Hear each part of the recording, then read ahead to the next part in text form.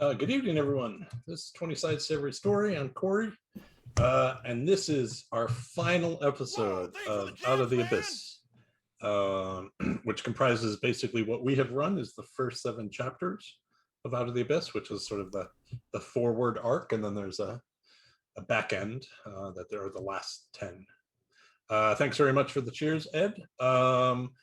20 Sides Every Story is an online gaming community. It's pretty welcoming, and it's not huge, I would say, but it's just the right size where you don't get lost in it, and there's lots to do still. If you're interested in learning more about us, check out our Discord. There's people around all times of day.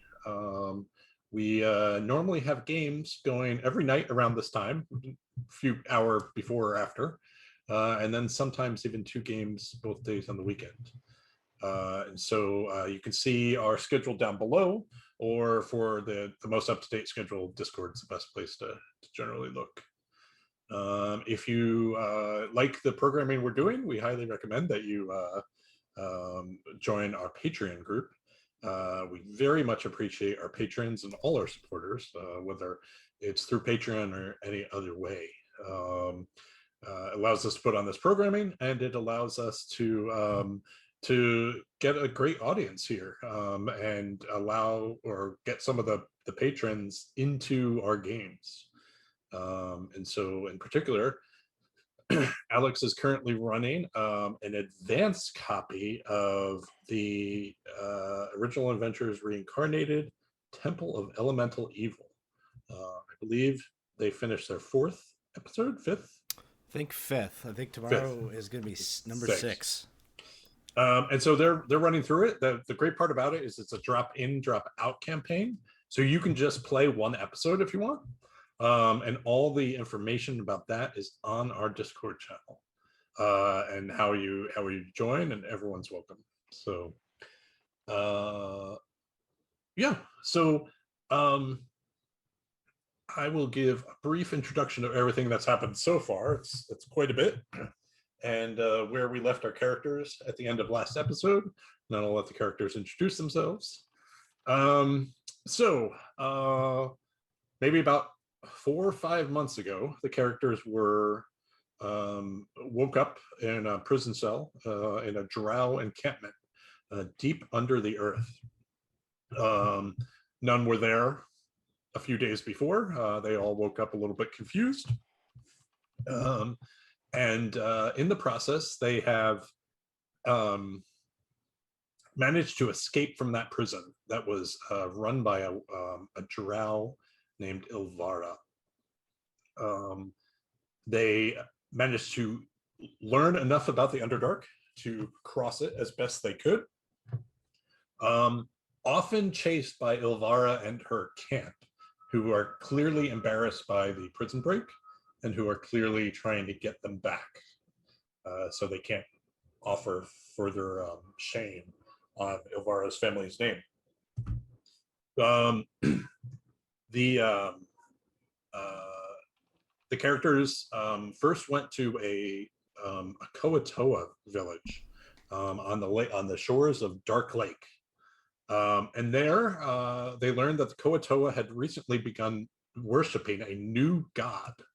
And according to Koatoa lore, if enough Koatoa believe in something, it actually manifests in the prime material plane. And sure enough, their new god, the Dark Lord, or the Deep Lord was his name, appeared and looked, besides destroying the village that they stood in, looked very similar to Demogorgon. They fled across the Dark Lake to a place called Gracklstow. In Gracklstow, the city of the Dwergar, and also some of the Darrow, they were meeting up with some of their fellow prisoners. They learned that the one prisoner who survived that journey had a pretty horrible time. His name is Darendil, and he was beset by basically betrayal by the other prisoners he was traveling with, to the point where he was the only one left. In Gracklstow, the party actually didn't stick around too much, but they did attempt to disrupt some slave trade. Darendil was being sold again as a slave. And they quickly, once they got rid of him, or once they get rid of the slavers, they quickly made their way back onto the Dark Lake and moved up a bit, and headed towards another one of their companions, a small myconoid sprout named Stool. They went back to his homeland, a place called the Neverlit Grove. In the Neverlit Grove, it was fairly welcoming at first, but slowly they realized that yet another demon lord seemingly was starting to infest the mushrooms that grew there, and allowing them to release their spores, which further infected mushrooms, in some sort of plan to possibly try to infect all the fungus on the planet. The group saved their friends and some of their allies who helped them along the way, and they fled yet again. This time to the place that they knew had a connection to the surface world, something that had eluded them up to now. And so they went to Blingdenstone, the city of the deep gnomes.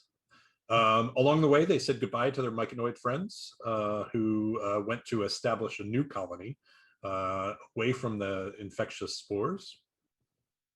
And then when they got to Blingdenstone, it was actually very welcoming. No suspicion going on. They helped solve a few problems. There was a were-rat infestation, if you talk to the deep gnomes, going on around the city, that they helped, where the were-rats only really wanted to be included in the city. Through some strategery and other antics, they managed to successfully prove the worth of the were-rats. And primarily that was through the fact that there was some sort of slime infestation going on one edge of the city. And weirdly, those slimes were led by a creature called the Pudding King. And the party defeated the Pudding King. And they were welcomed back into the town as heroes. And it wasn't really just the party, although the party was successfully killed the Pudding King. It was actually a combined effort of the deep gnomes, the were-rats, sort of putting pressure on one side of this slime pile, while the rest of them snuck around the back and took out this creature that could seemingly command the slimes. And so we are where we left the party last time, was them coming back into the city, heroes, and the entire city it always has a positive mood, but now it's an elated mood. There's celebrations, and so if the party could go around when they introduce themselves, how are you guys celebrating this evening? What are you guys up to? So I will start. Who should I put on the spot? I will start with Jason. All right. Jason is a halfling rogue who, before being sold to the Drow, was a gladiator. And so she is no stranger to celebrating victories. And being here where people are jovial and happy to celebrate, it's a departure from all of our victories in the Underdark up to now have been great. We survived. Let's keep going. And now we can actually celebrate. So she has been very much enjoying it. She's been taking part in a lot of revelries. I think she's tried to join Vic in some performances. She can't sing for a damn, but she tries. This victory has been a long time in coming. Okay. Excellent. We'll jump over to Vic then, since you mentioned him. Yeah, Vic is half elf bard, and he is elated as well that we not just that we were able to deal with the slimes, but it seems that our influence here was essential in terms of like kind of bringing this community together, and bringing those lycanthropes into the fold and giving them a future ahead of themselves. And so he's maybe been a little bit shy about showing off his new skill with those stones, but now he feels maybe a little bit more like he's earned the right maybe to use those, and so he's got his arm around Jason and is like maybe trying to help Jason to understand how she might be able to hit that right tone that might get them to light up as well. All right. Let's move over to Dolphix. All right, Dolphix is a gnome fighter. I think Dolphix is also celebrating with the rest of the deep gnomes and the were rats. I think as his past as both a captain of the guard and a tutor, um, he's also going around to like he helped out with the training of a lot of the Mhm. younger Burrowhorns and soldiers. So I think he's also going around to all their families too during the party and kind of just it's a speech he's made many a time, but he thinks it's still worth repeating and giving his condolences and the whole spiel of how they fought with bravery and with sacrifice and giving a little temper to the celebration, but also like encouraging them to celebrate and really get into it Right. because of that. And yeah, he's just making the rounds. All right. And last but certainly not least, Drazzle. Drazzle, I'm Scott, and Drazzle's a lizard folk cleric. He's never really been the one that people have warmed up to. He's a bit odd and strange. He's fine with that. So he's spent most of the time trying to live off the goodwill of what's been accomplished to get free soup and free food, which he then once he's had a decent amount, he's gone up to try and spend time with the were rats, who most people also think are weird and strange. And it's like, hey, let me show you what I have in my bag, and reaches in to pull out whatever strange thing comes out of his animal bag. Okay. That's where he's entertaining himself. How many times through the evening do you do that? Until it stops doing something. Okay. So at some point you pull out a host of animals, and the animals are terrified because you just pulled them out of the bag. They don't know where they are. And there's crowds around you, right? So it's a little cruel, but very par for the course for Drazzle. But I would say at some point, you put your hand in the bag and you realize your hand has gone through the bottom of it. And so until you find a way to fix it, it will not work again, which is really not me trying to get rid of that before the last episode. That is actually what, if you had rolled a 1, it would have stopped, which you just kept rolling 5s, which was the same animal every time. Yes, wolves. Yeah. So that's fine. All right. So yeah, the party basically goes on as long as you want it. You see probably the only person who is remotely like serious during the party times is Jadger, the ghost warden, but only because he's satisfied, but he has been here for 300 years, longer than everyone else, and he is willing to do his job to keep an eye on this place. The situation of the oozes doesn't really resolve itself instantly, but they're no longer organized. I think I described that last time. They just sort of randomly move in areas, and so slowly they begin to disperse. Occasionally one still slips into the city and the guards take care of it, but they're not piling up against the city with the intent of basically dissolving the city into nothing. And so it's clear even by maybe the second day after your victory that that whatever you did worked, at least for now. I would say that those of you who recognize the influence of Jubilix, another demon lord, on this encounter, also sort of recognize that you didn't defeat Jubilix. You defeated some sort of minion of Jubilix. And it's not entirely weird that, there's no reason that another one couldn't appear. But for now, things are safe and people are happy. The gnomes are, you hear about their plans to incorporate that, not only the area where the were rats are living into the city, but also the southeast area.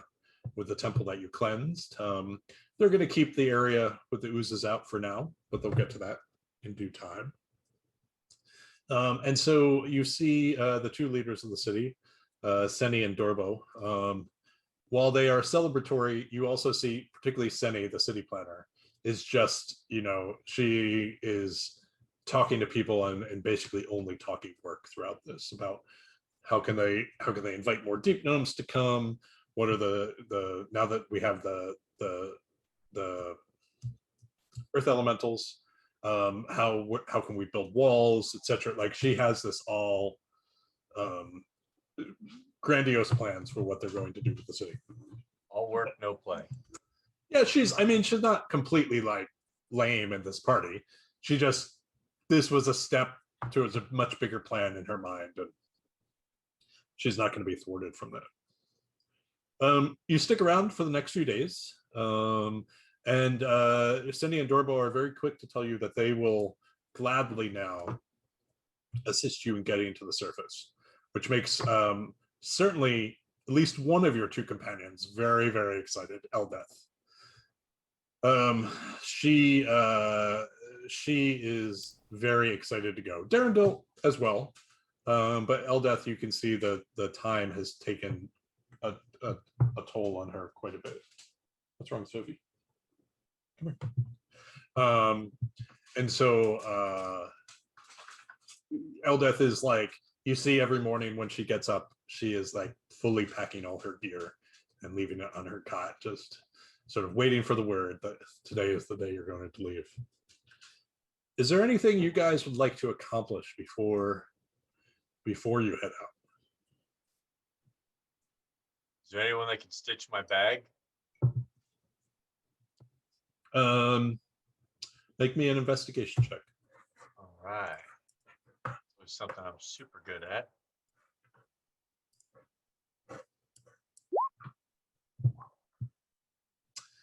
Unfortunately, you do find that the alchemists, the people who, the alchemists and the people who deal with the mines, they don't necessarily have expertise in this area, but they're willing to take it and study it and try to fix it. They just don't know when it will be done.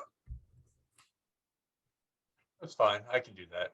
Okay. What about the animals that were outside of it when it broke? I believe they disappear at midnight. Okay. They disappear within a short amount of time. Like, it's longer than you'd think, but it's still finite. One day. One day. All right. I just want to make sure I'm not worrying about their health and well-being as they're wandering around without a way to go back in the bag. Okay. Well, it occurs to me that we might consult the priests on Darendil's condition. We've never really looked into returning him to his form. And you can use the priest is glad to what do we say, the commune spell? Or perhaps a restoration or something. I don't know what would do it, but perhaps perhaps commune would be the best way to start. It would tell us, maybe the deity would know what would be needed. I didn't believe him. Believe You what? didn't think you didn't trust him? I thought he was what he looked like. Well, I think This was just story. Oh, he's some kind of prince. He's like an elf prince. That funny story. I hear a story like this before. Well, Hey. I don't have any experience with Quaggoth, but the other Quaggoth that were at the outpost didn't speak like Darendil does. I'm assuming you're not having this conversation in front of him.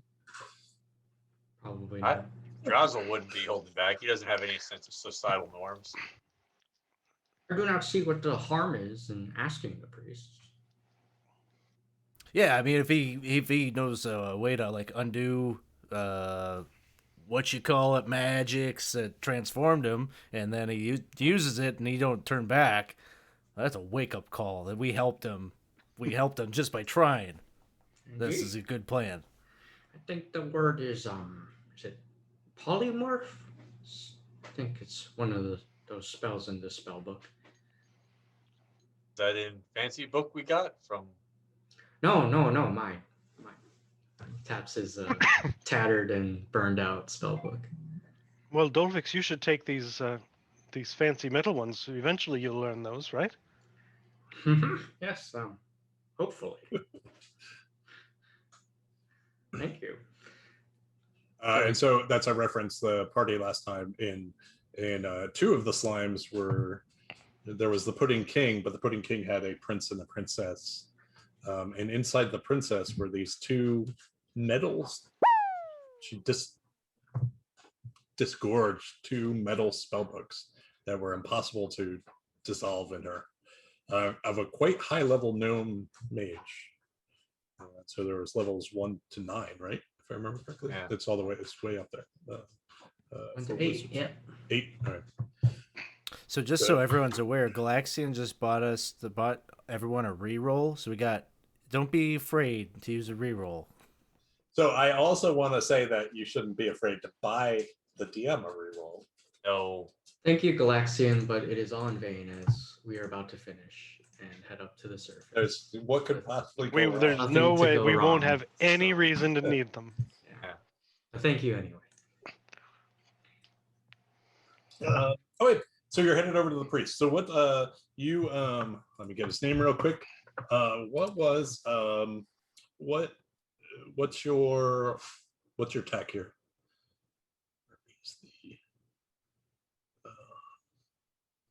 You are going to do a commune first, or are you going to do something else? I think we'll ask him to. I think that makes sense to ask him to commune first, and to see what would be needed to change Darendel back, and then if he can do whatever is needed, then we tell Darendel about it and bring him over. Okay. So Gurnik is there. He you can tell he is very happy to see you. He's probably a little hungover, as all good priests of Keller Durvan smooth hands are after a big event. He absolutely agrees to do this for you. And he asks, what specifically would you like to ask?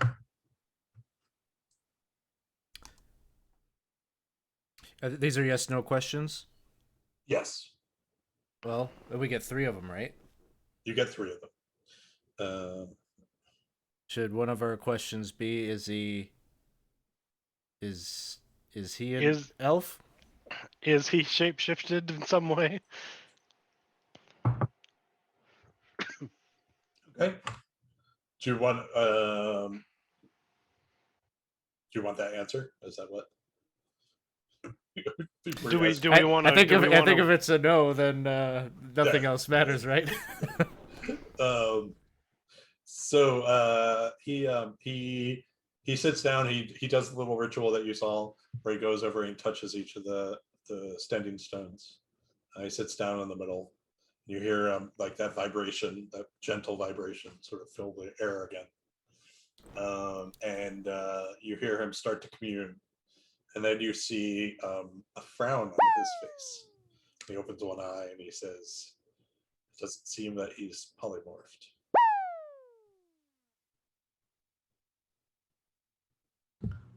Really? So then what is he? I was right. Him is just what he's not say he is. Does he have an affliction that can be cured? He closes the one eye. You hear him communing again. This time you see him nod, and he opens the eye and he says, "Yeah." He says he can be cured.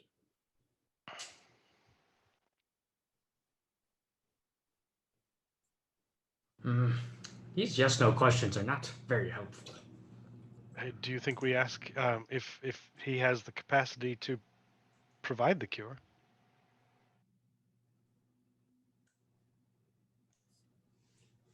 Does that, unless someone else has a better question? Well, I'm just wondering, what's the harm in him thinking he's royalty and an elf and all that? I mean, he ain't hurt nobody. He's living his best life right now. I think We're I trying to agree cure with him. you. I think I agree with you. I would like to know if it can be done. I don't know that we necessarily tell him. From the little we've learned or know of Quagoth, he's perhaps happier and safer now. Gurnick's like, oh, I can't keep him on the line too long. What's the question? Maybe the question would be, if we cured him, would he be Better off. Happier? Would he be happier? would he be happier? I like that. Oh, okay, hold on. Right, cure him as in convince him he's not supposed to be an elf. Well, the deity said that he could be cured. So he has an affliction that could be cured. So if we do that, will he be happier? So really getting into the philosophy of this. Yeah. So he, you see like a look of consternation over Gurnick's face, like terrible consternation. And then he opens both eyes as the humming sort of subsides. And he's like, well, it wasn't a yes or no answer. It was more like yes and no. It wasn't very clear to me. Well, what do we do with that? Well, We perhaps share this this information with him. or should we? Perhaps this is not a journey that is ours to take. Well, if he thinks he's this sun elf prince from somewhere on the surface, he's going to want to go to the surface and find that home.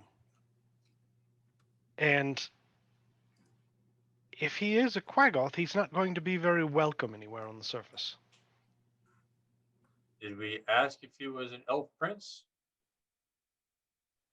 Yeah, He we claims to did. be. Yes.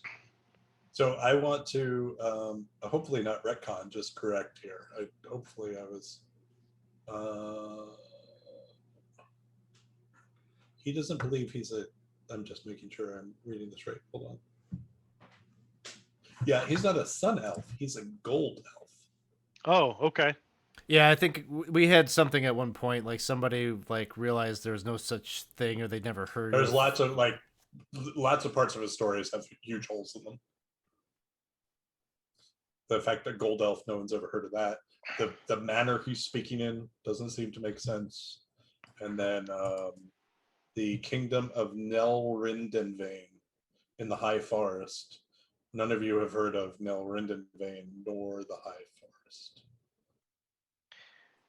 So that still brings me back to, if he goes to the surface thinking that he can return to this forest, he's not going to be welcome and he's not going to find it. But if we can help him come to terms with the fact that he is not, in fact, an elf, that he is not from the surface, perhaps he could stay here and be happy and not be hunted or. He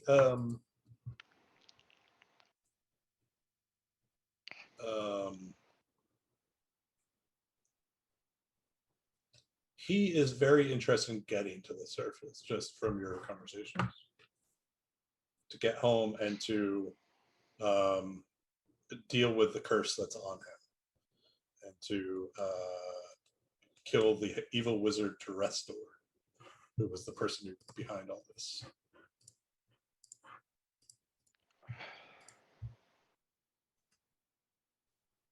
Maybe I mean, not less weird, but none of you have heard of Terestor.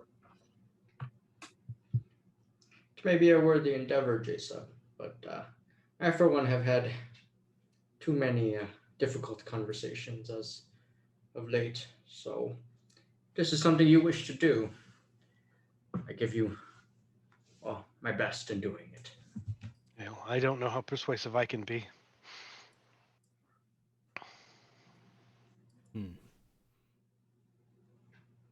The alternative is that he simply goes to the surface with us. Yeah, not see much harm in that. This is the Underdark. There's always something coming after him. I think he goes with us. Nothing changes. I like him the Something way he changes. is. I don't know if I want to. I don't think he needs fixing. I like him. He's good.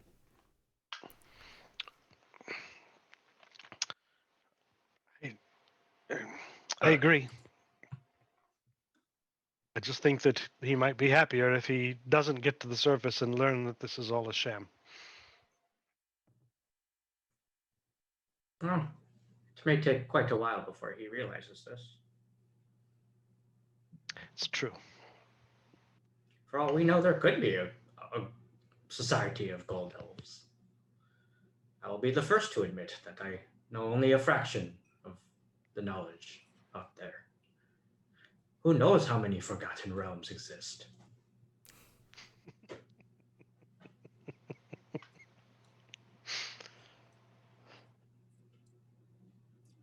Gurnik sort of is just tending to going around, feeling the stones, reading the vibrations off them.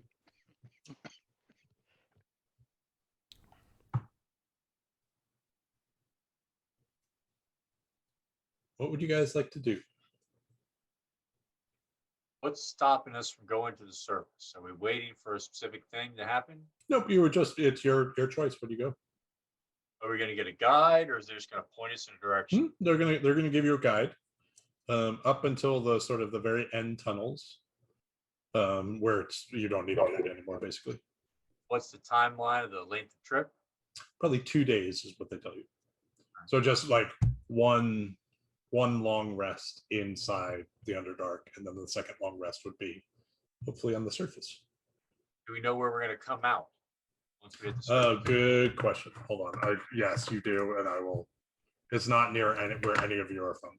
You've traveled that far, but I will figure that out. Give me 1 second. I think just basically what I'm going to do is try and prepare for the life outside of this tunnel. When the guide goes away, we're still like we've been for the last several weeks or whatever underground, lost and without supplies.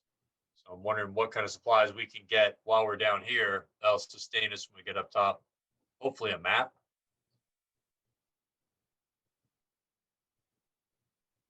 Map would be good. I think that was like kind of part of the holdup, right? Like they weren't willing to give us maps. Right, because of the Drow, because of their whole history of once the Drow knew they were here, they destroyed the city. So hold on. Evermore. Oh, I have to get a big map of the Forgotten Realms out. Give me 1 second. Should have looked this up earlier. Realms. Google Map. You guys know about this, right? What? Someone used the Google technology to make a Forgotten Realms map. I did not know that. I'll put it in the. I put it in the. People don't know about it on the Twitch. There it is. It's not perfect, but it's pretty cool. So I am looking for, what did I just say? I am looking for the Lurkwood, which is not a place I know. Looks like it's like towards the north, like almost by the spine of the world. Okay. Yeah, so you guys are a little bit off.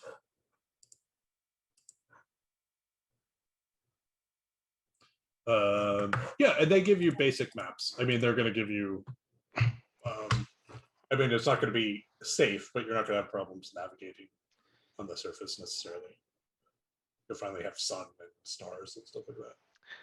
Well, I don't know about any of the rest of you, but that's as close to anything I need to visit as anywhere else would be.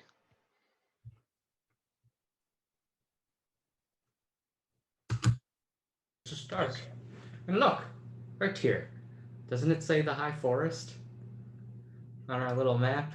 Yeah, Does it? the High Forest is there. So the High Perhaps- Forest exists. I made a mistake there, but the other word does not. Perhaps Starendal is not completely deceived.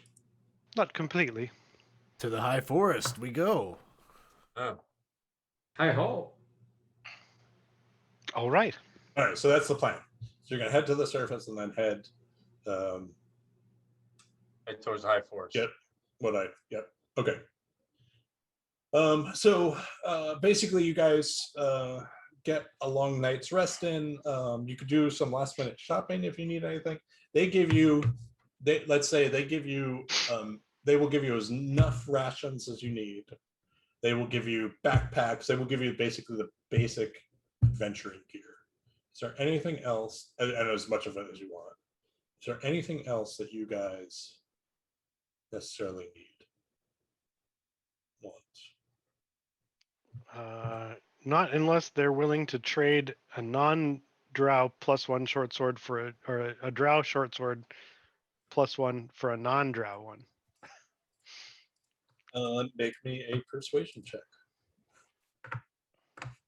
They're not really like keen on drow stuff. So And I'm not persuading anybody. Unfortunately, they look it over with a little bit of suspicion, and they are the first to tell you that no, but you do know that once you get to the surface, if you keep that thing out in the sun, it's not going to be good.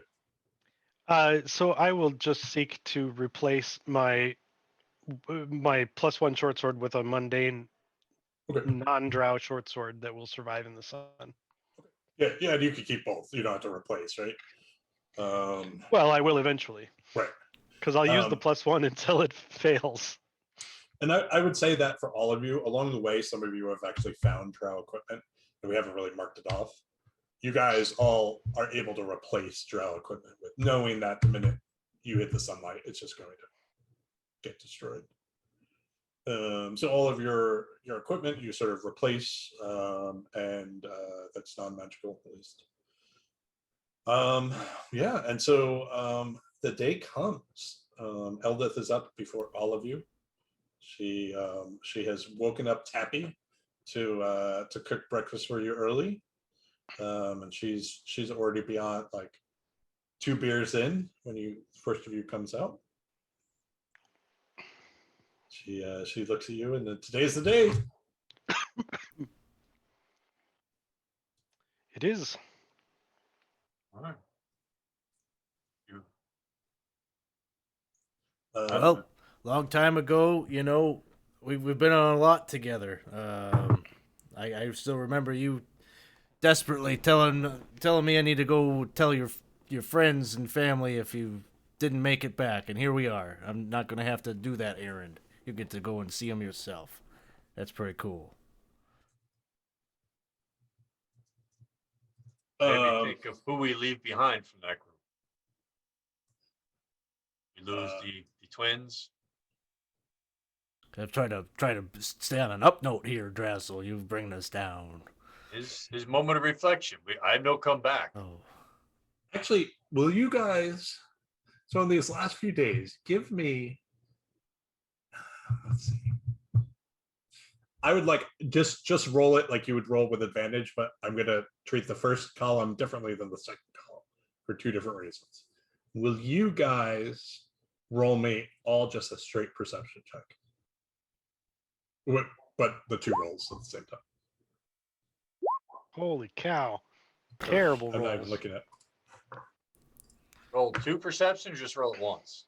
Just roll it once. I'll use the second number to mean I something rolled different. a 5 and a 3. You can use a reroll. yeah. Let's use these re-rolls. Yeah. I'll use one. I'm gonna Edit. use one too. You're gonna use because one? I'm good at Okay. Because So why I'm proud not? of my. There we go. Everyone else is doing it. Let's all join in. I'm good. Jasa and Drazzle. As you the day before, it's a sort of backtrack just half a day to where breakfast with Eldeth and beer. As you are making your goodbyes, you are in the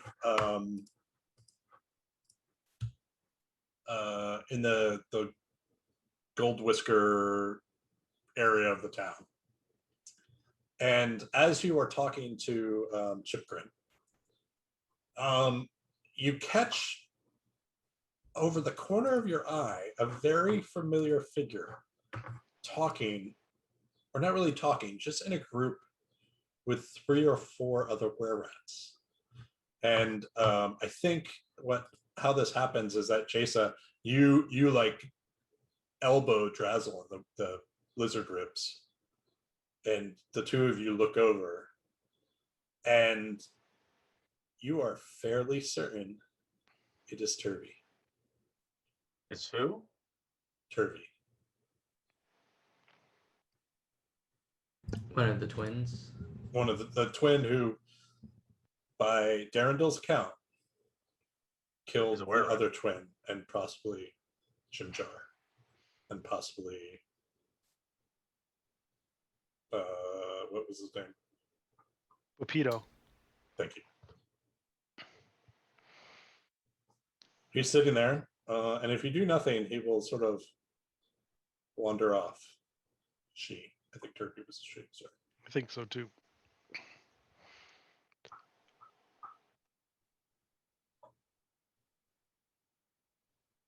I won't do anything directly, but I would like to talk to Chip Grin and tell him what we had heard happened there. And make sure that he understands that it's hearsay. I don't know that it did. I don't know that what Darrendel saw happened at all. But that this person, I'm thankful that she made it home, but he might want to keep an eye on her. Okay. So, Jason, as just to give you one fact, I don't think it'll change what you're saying you're going to do, but you do, both Drazzle and Jason, you both realize that that's the most relaxed that Turvy has ever looked to you. Like, happy might not be the right word, but like possibly found a place. So, but you tell Chipgrin, and he looks with a little bit of concern. And you are stressing that you don't, like, it's just to be cautious, not. Yeah, I don't know that there's judgmental. any truth to it. We all saw some shit that was very likely not real. So Turvy, he says, well, we'll keep an eye on her. She came in alone. She was mostly starving. Just about a day or 2 before we went to battle. So thank you for the information. And I certainly hope that she's a model citizen. I do as well, if only so that we don't give those gnomes any reason to dislike us. And he sort of whispers something in one of his advisors here. You see the advisor sort of wander off in that general direction. Turvy eventually sort of disappears in the crowd. You never really saw Turvy and Topsy apart. Mm-hmm. No sign of Topsy. Like, there's no. She seems well fed. Does now, based on Chipgrin's description. It was not when he came in. Can I maybe have one of Okay. those? So, We just saw. Delphix, before you leave, I think at some point you feel the obligation to go back to that temple where the one that you cleansed. And it's quite active there now. There's priests in there getting it ready, sort of trying to replace some of the damaged stone with more natural stone and whatnot. And so you see, probably you pass on the way out there, you see Seni like doing surveys of the housing over there that still exists and who can move into what, and sort of and you are just struck. Why is Thank you. Louisiana calling me? You are just struck with you were calling Baton Rouge. No. Maybe it's Winston. Maybe he's trying to tell me something about the four of you. And so he, you're just struck. There's something so painfully familiar about this place. You just can't place your finger on it. You don't know what it is. Where am I exactly? The temple that you guys cleansed. So where you managed to get the Gallop door to come out of the walls and protect. Okay. But there's just something so familiar, like, and you have no, like, it is. Yeah. Can I don't know, put my hand on the stone, try to listen to the vibrations, or try to pick out any faces? Yeah, make me a religion check. Religion. Real quick. So nothing. I mean, do you want to use a reroll? Yeah, I'll use a reroll on this one. Perfect. Okay. All right. So, like, nothing. Like, the best. Like, you just feel. You just feel at ease and like happy and sort of joking. Like you don't, like, you feel a little punchy. Like you're just sort of like, you know what, we've been through a lot of stuff, but I don't know, like things could be worse. Like that's just the, you maybe you went in with that attitude, but you definitely came out, like regardless of where you came in with that attitude, you just came out with like a sort of a more full perspective of being like, this whole place is in a terrible situation, but still we made the best of it.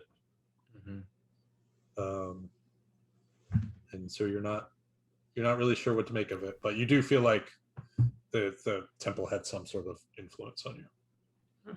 So, all right, moving back to breakfast, unless someone wants to do something more. So yeah, the group of you wolf down some food. Short time later, Sunny and Dorbo come in, and they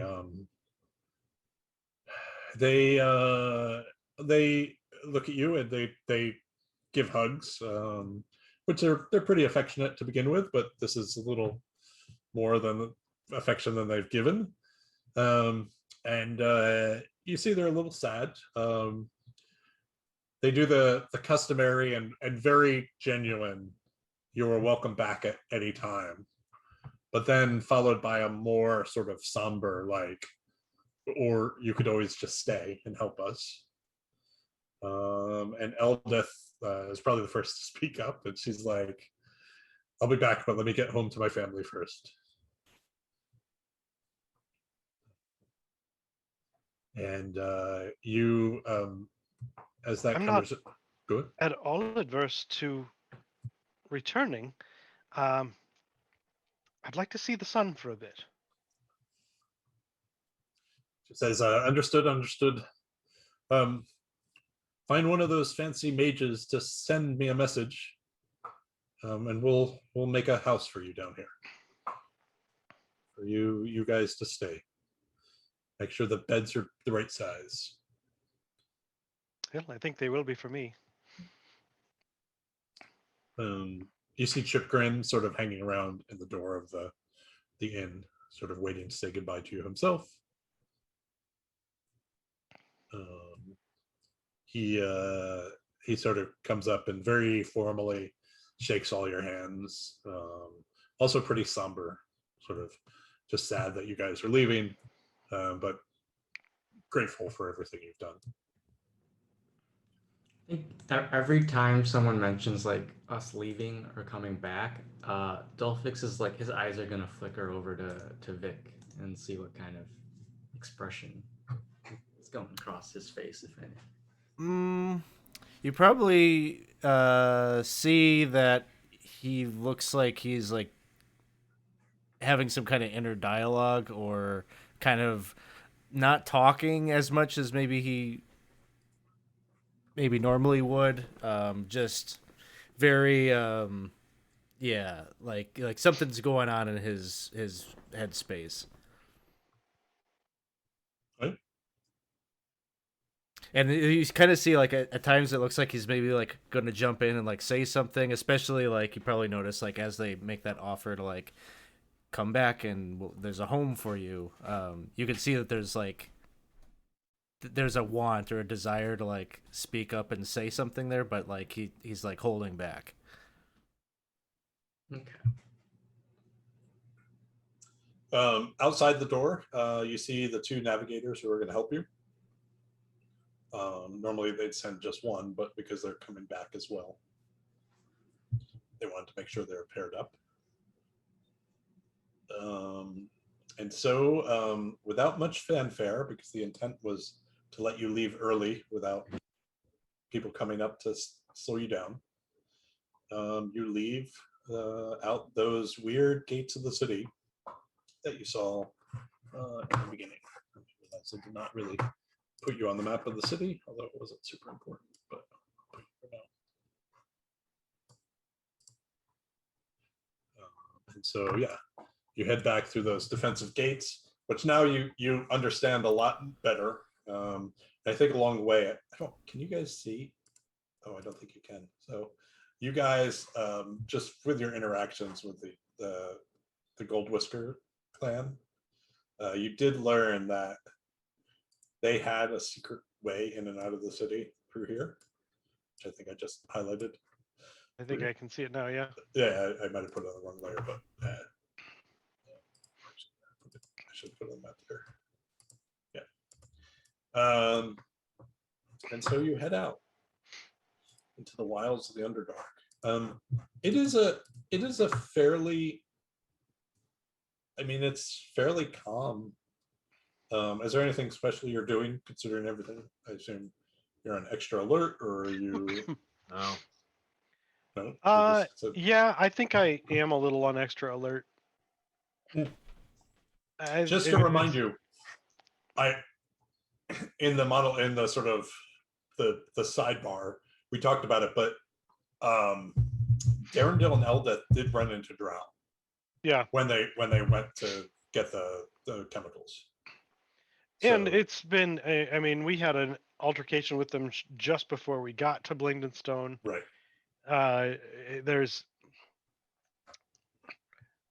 They're definitely still after us. So yeah, I am on high alert. Okay.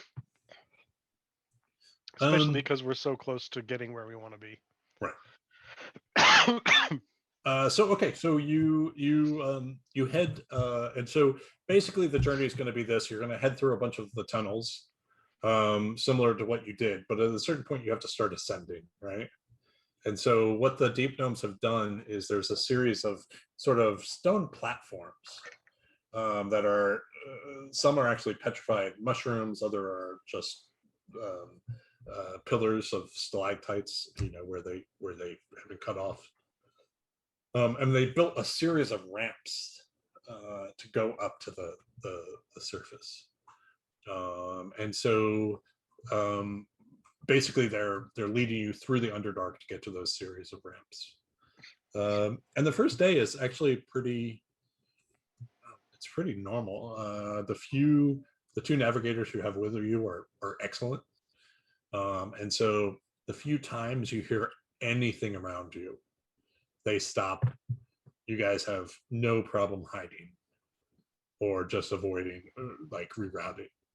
No problem whatsoever. And the first night they take you to basically a small cave that's completely covered by the big barrel stalk mushrooms. So like you have to sort of squeeze, and the mushrooms are pliant, so you can squeeze through them. But the minute you pass through them, once again, that just looks like a wall of mushrooms. And inside is quite cozy. In fact, there's rations in there. There's a fire pit. All sorts of things they've already built into this place as like they're one of their standard stop overnight places. Could probably easily have 20 gnomes in here, maybe even some animals, beasts of burden. And so you are hunkering down for the night. Is there anything you guys would like to do? I'm assuming watches are in order. I'm assuming. Is there anything you want to do with your last? Um, Hopefully, Night in the Underdark.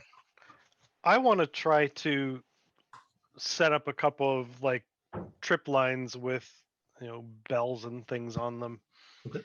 outside to try to give us some alert. And I have all this fishing tackle that I will use fishing line to do it, so it's Good. harder to see. I was going to set up a glyph of warding at the same time. What does the glyph do? Let's see if I can show it to you. And it exploded.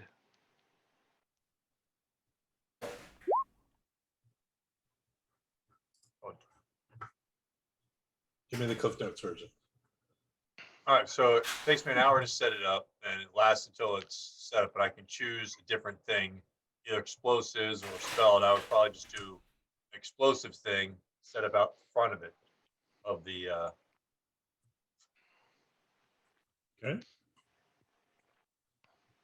Sort of in front of the area you're in. Yeah. Okay. And then what circumstances do you want it to trigger?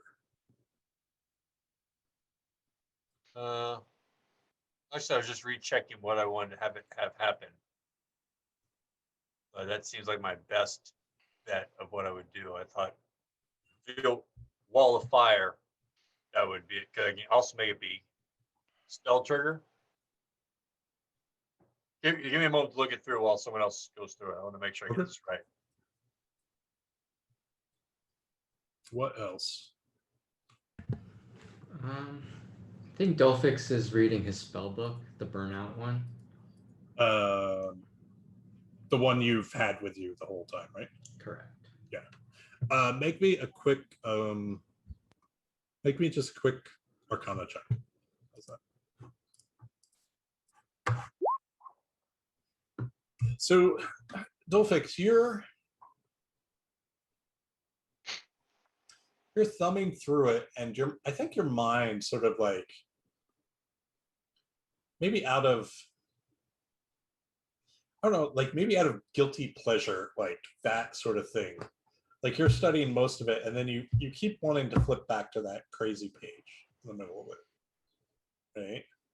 And so after so many days of not being able to decipher that page, you sort of have been able to suppress that feeling. Like, let me study the rest of it. Let me practice the rest of it.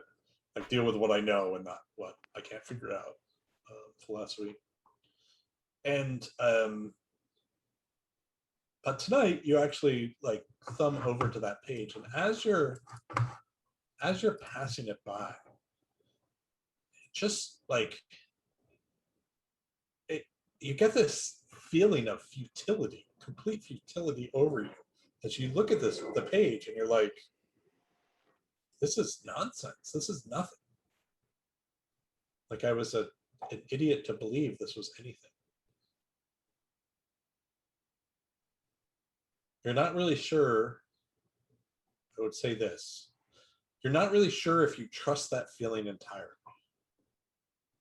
But like there is this sense of defeatism about it, of like, why did I bother with this spell page? Like what was going on? Like because now when you look at it, it just looks like a 5-year-old got a crayon and like that spell book. Okay. I think there's a mix of emotions for him as he realizes this. It almost like it's almost like you think it's a completely different page, like in the sense of like when you I don't know, when you learn a different facet of someone and suddenly you just see them in a whole new light. But it's this page, like just things seem different, whether it's in your mind, on the page itself, you're not really sure. Okay. All right. Yeah, I think there's just a mix of emotions for him. I think Vic, nearby. are you up to- Yeah, Vic is also kind of retreating into sort of his introverted phase, maybe not so far away from Dolphix is reading the book, and I've got the Vic's got the loot out, and before he came down here to the Underdark, he was working on a sort of a rock opera. And so in a weird way, being here in the Underdark, some of his best material has come out of he's like going over the Limu Gorgon do Limu Gorgon, and he's going over like the Mind Flayer song and the Blingden Stone ballad. Like he's like trying to get this all down. He's got his little journal out. He's like trying to commit some of this to memory and make sure he puts it down onto the pages so that he can maybe use it again one day. All right. All right. Drazel, did you figure out what you want to do? It's just going to be password based, acid explosion. Password being my name. What's acid explosion? Is that a spell? No, it's just explosive runes, and the damage type will be Oh, acid. got it. Okay, I hope I didn't put Drazel's name in any of my songs. Well, No, it'll just let you that's get the past the password. trap. That allows you to walk through it. I see. Okay. So the night comes and goes, and while you do hear animals and whatnot, and maybe creatures passing by, it seems that, and probably they tell you this outright, it seems like that they have also, because this is one of their hiding places, have placed a couple of protective wards on it themselves to make sure that things can't find them in here. And so the night passes without fail, without any problems. So the next morning, you start on, and you maybe spend 2 or 3 hours of the day before you start to get to this area where they were describing the and it's, I don't know, it's kind of pretty in the weird Underdark sense of the word pretty, right? Like something you've probably dreaded at first, but now you've come to appreciate how like phosphorescent mushrooms can make something look beautiful, or the rock formations look beautiful, and you're just so used to it.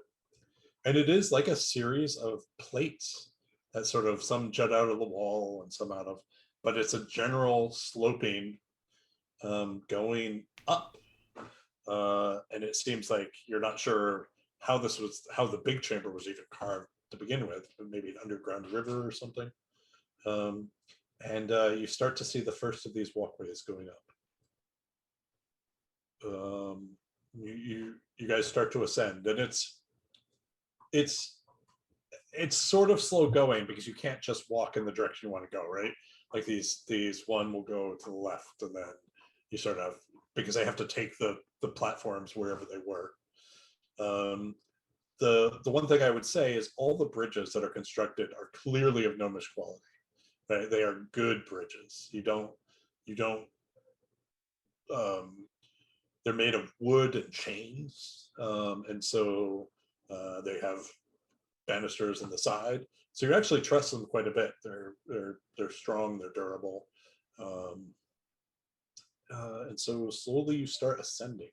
I'm gonna let the group move ahead a little bit and drop into shadows behind them. Okay, make me a stealth check.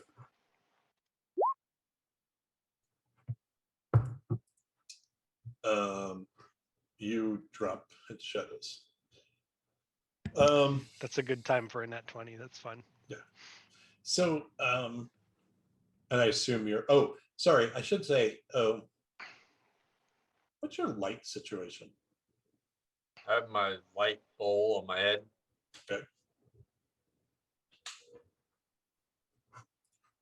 Okay. Yeah, I myself have dark vision, but if I feel like it's helpful to others, I would more than happy to carry a torch. Yeah. I'm just I going have- on my dark vision. I have some torches. I will not light one while I'm hiding, but if it becomes necessary, I'll use it then. Okay. So I'm gonna set some light on you people. Vic, you have. Wait, translate. Should we be on a different map? I'm still on No. the city. Yeah, no. I'm just setting your tokens up for absolutely nothing at all. For no Yep, reason whatsoever. Yep. Let me just sorry, Drazzle, you.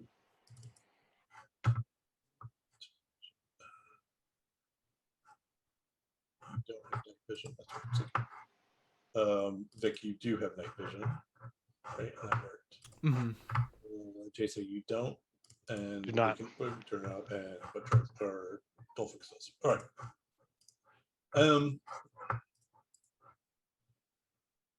So yeah, as you get higher and higher, you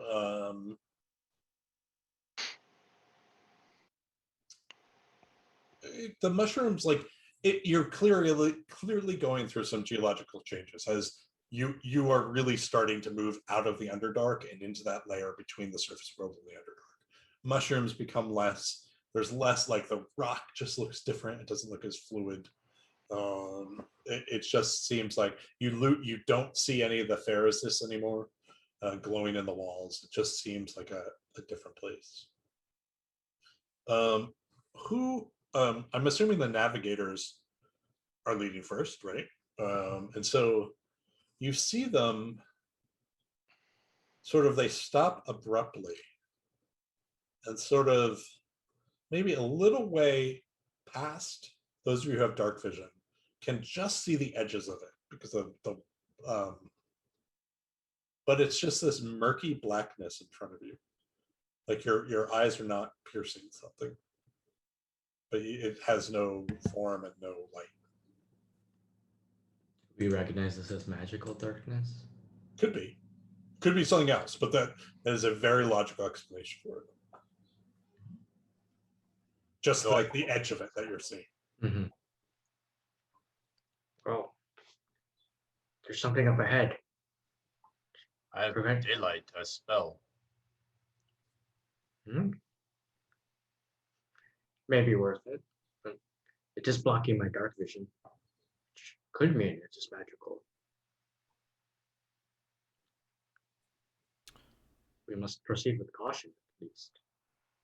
Yeah, the two navigators, they basically walk up maybe 10, 15 feet. So there may be maybe 5 feet or so on the next walkway up to that platform where you saw it. And it is now more clearly that sort of half glow of a darkness spell, or something very similar to that. Mm-hmm. But that shape, it seems to be up on the next platform.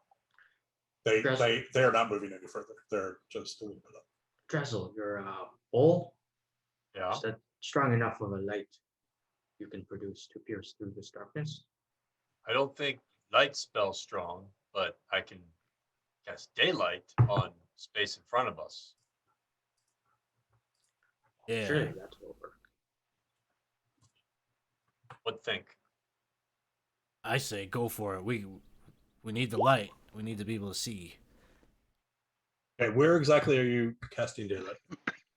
I'm kind of going where I'm being directed since I'm not. You're saying I can't quite see where it is because everything's dark outside of my little zone. Yeah, My you could lights- probably so you cast it for what you think is the end of the bridge that the two navigators are stepping on, right? Yeah. Because it's supposedly right up there on the other side. Okay. So let me just oh wow, this is giant. Okay. Yeah, 120 feet of light. Yeah, hold on. Okay, give me. So I'm just gonna move you on the map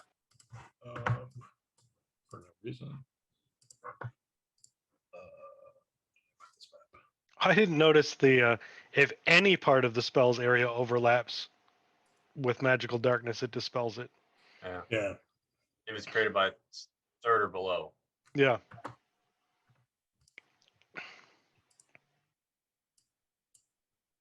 I'm going to ask you to use a little bit of imagination. Damn it. Because I have, yeah, there's no way you would just kill this this map. So okay, I'm moving you.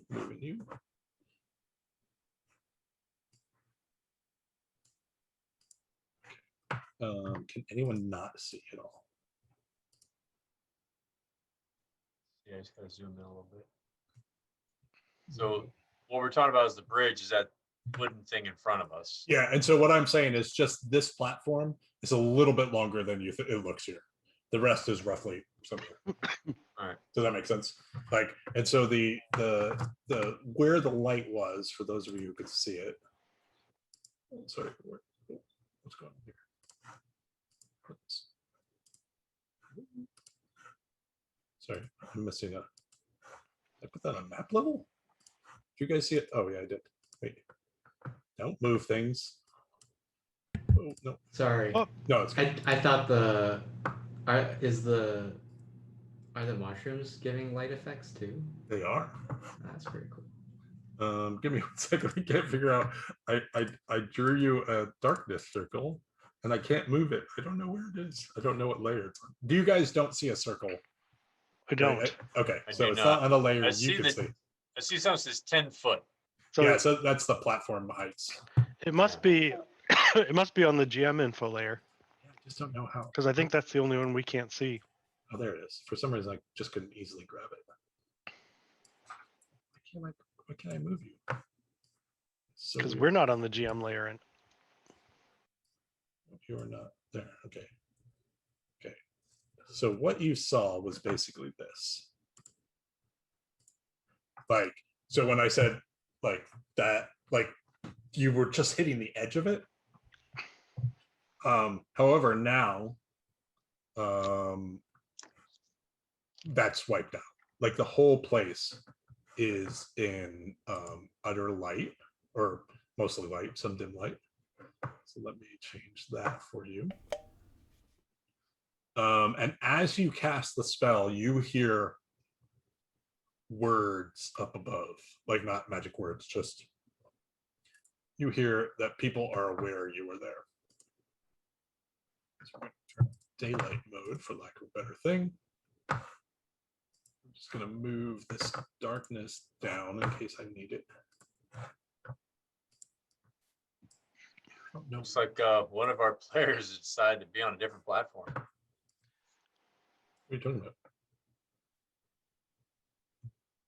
What do you In see? mine, I see one of our tokens is up here. not on mine. Yeah, I would refresh. All right. I'm gonna move Jason back a little bit though because Yeah, I think no, I'm that's totally fine. ways behind everybody.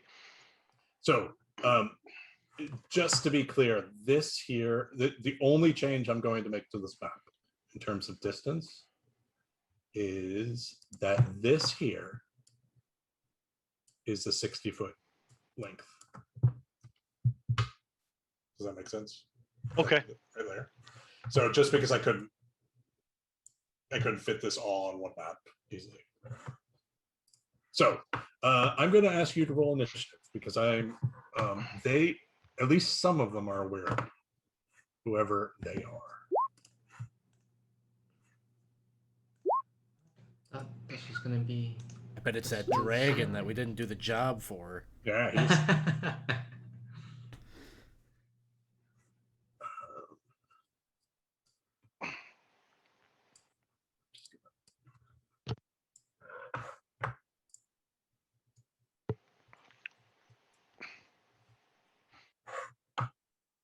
okay. Is there anyone not on there? Vic Dolphix. Oh, I need to do these two knuckleheads. And where's the other?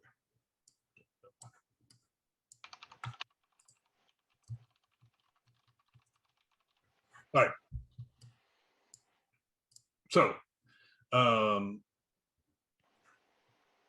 Vic, so you hear above you, somewhere above you, you hear voices talking in a combination of Underdark and Elvish. Undercommon and Elvish.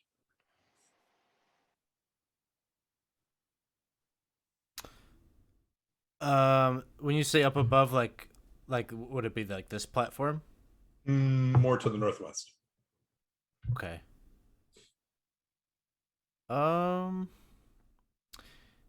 I guess I'll start moving across this bridge. Okay. The 60-foot bridge. Are you gonna use all your movement to go across, or you're gonna sort of get halfway and do something else? When I hear I hear the voices, and it seems like they're. Would you say that I'm pretty certain these are drow and that they're getting ready to ambush us? You would have that strong suspicion based on the darkness. Like they're maybe not a preponderance of facts, but there's Probably enough enough. in front of you to think that you're in trouble here. Mm-hmm. So I'll move like 30 feet ahead, and I will cast. Sort of mid-bridge. I'll cast Greater Invisibility on myself. Okay. You start to cast that. Dolphix. Yeah, I guess he's gonna spend his entire movement and action to get across 50 feet. Okay. So yeah, I'm sort of hand waving this part of it, like this bridge, just because I didn't want to add a platform. So Yeah, okay. so he's still 10 feet short, right? Okay. Let's see.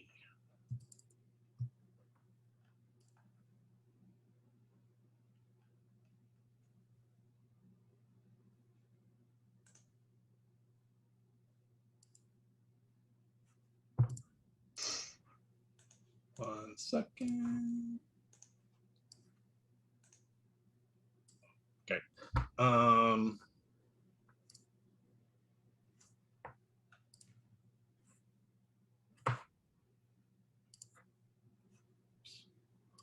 Okay. Doing nothing in the background that you need to know about. Promise. Jason, it's your turn. I am going to. Can you make a mark or something at the center point of the daylight spell so I have Sure. an idea of when I would be in and out of Oh yeah. the Okay. dim light? So like here's, so let me draw, right? So it was basically here. 2, 3, 4, 5, 6, 7, 8, 9, 10, 11, 12. This is bright light. I don't see anything. Oh, sorry. Yeah. I'm I don't know what layer Yep. you're on. Yep. Nope. Sorry. But if you could just give a point that's like the center point, I can just count out from there. But sorry, layer. Okay. That the base of this is the center point. right here. That's 60. Okay. And so So on the other side, so just before the other side of the bridge is where the bright light ends. Or are you saying this is the center exactly. point? No. This is the center point. You're exactly right. Yep. Okay. So you would be in. You could probably easily be at the edge of even the dim light. Okay. Then I am going to move up 25 feet my speed, which I'm going to say is going to get me to about here. Okay. And I am going to, without leaving my cover, ready in action to fire my short bow if I see a target within 80 feet. The group of you hear a woman's voice start to chant a spell. Trezel, it's your turn. I can hear that from where I am. Is that going through the area? Now, because you're not sure what it did. Because of my limited ability to see and what's going on, I'm not really tracking what's happening. But I know there's a bridge in front of us, and we have to cross through this network to get where we're going. Oh, I'm sorry. Do you not have? Oh, you have a little bit of light, right? Well, yeah. I mean, right now I can see the entire map except for like one. Okay, got it. Yep. Tiny thing. I'll say more in character. Like I was pointed out, there's this darkness ahead of me. No. You can see everything because you're a spell. Right. So that's why I cast turned the them on. daylight, but I'm not really certain what I've seen that's triggering all this movement. We just know there's somebody out there, but we haven't seen them yet. We've only heard them. And I don't think you can see them on the map, right? No. Okay. And where did our two guides go? They were in front of us. Yeah, they're just sort of cowering. Okay, but they crossed the bridge. They're just on the edge of the other side, like they're near Dolphix. Okay. So I was just kind of, I mean, I don't know where to go. So I'm just kind of staying. I mean, I might just move 5 feet forward to be closer to the bridge, but I don't really know what to do. I don't really see anything as far as direction. Okay. So I'm just kind of readying an action of a cantrip to cast off. What cantrip? It's probably going to be Toll the Dead because it's easiest. Okay. And what's the trigger? If I see something within 60 feet. Okay. Darendil. What's Darendil's? His speeds 30. Okay, so he's going to use the dash action to get across. One second.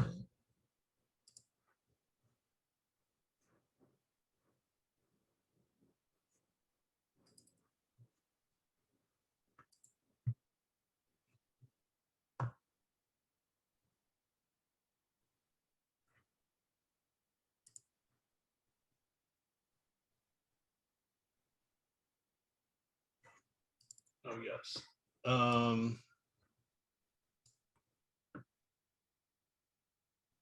You start to hear another woman's voice. You start to cast a spell from up. It's to your eyes.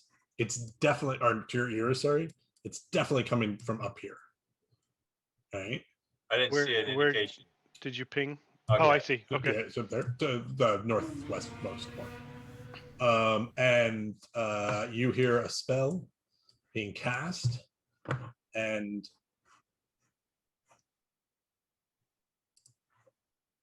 oops, why can't I do anything properly? Drazzle's daylight spell completely disappears. You're surrounded in semi-darkness again. So I change this map back. But not magical darkness, just the regular darkness. Yeah, just regular darkness. Yeah, exactly. Okay. Correct. Where is? They'll go out early. Wizard out there. Okay. Eldeth. Gonna do the same thing. She's gonna move across. Just get out of the way.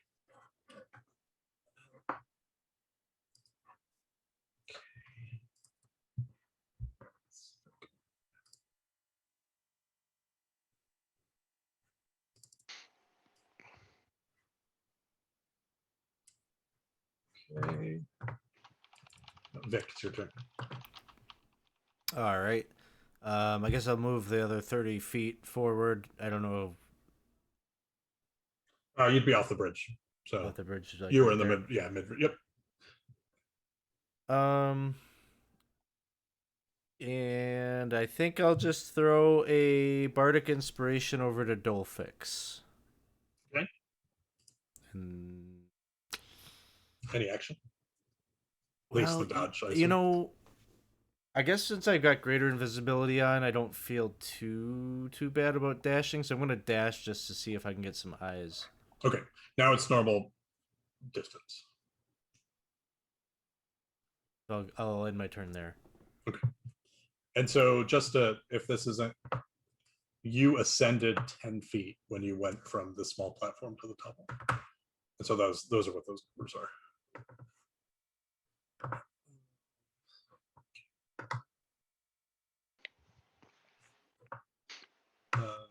Jason. I am going to move, dash, and hide. So I'm going to move a total of 50 feet, which is going to get me out onto the bridge, I think. Okay. And sorry, any light that you can see from the mushrooms is dim, just so everyone's aware. Okay. So Drazzle's the only person who has light other than.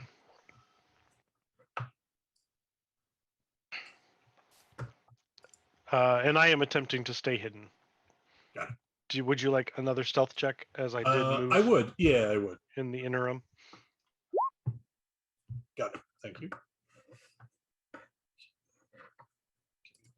Like Jason just ran out on the bridge and like dropped off the side and is hanging on the.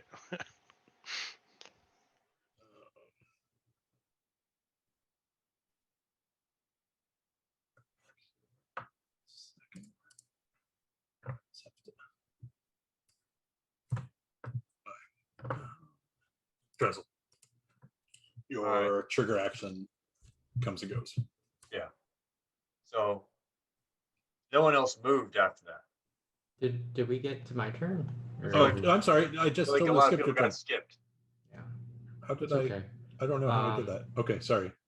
So I'll make the last 10 feet to get across, and then I'll move another 15 plus 25. Good. So 30. So, that'll be my turn. Okay. Sorry. Let me make sure I didn't do anything. Oh yeah, I apologize. Dolphix. Drizzle, it's now your turn. All right. So I'm just gonna now take this moment to cross the bridge. So these are still the right scale. The bridge is 60 feet long, so that would be your So dash. So I if you just move. got to cross the bridge. Yep, and that's your action too. Yeah. So, okay. Darendil. I think Darendil's going to help follow you, Dolphix.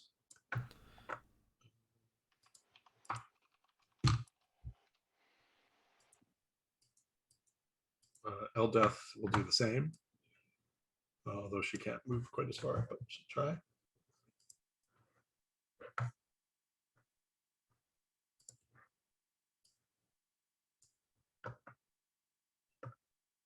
Vic. All right, I think my movement brings me right there. Okay. Although before I do that, shoot. No, nothing. I'll move there, and you said I heard the sound from over. No, you said over here. Northwest. Yep, northwest Okay. entirely. So dash.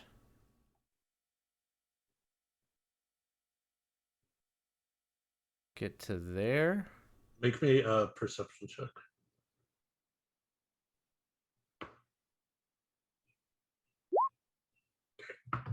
A couple things.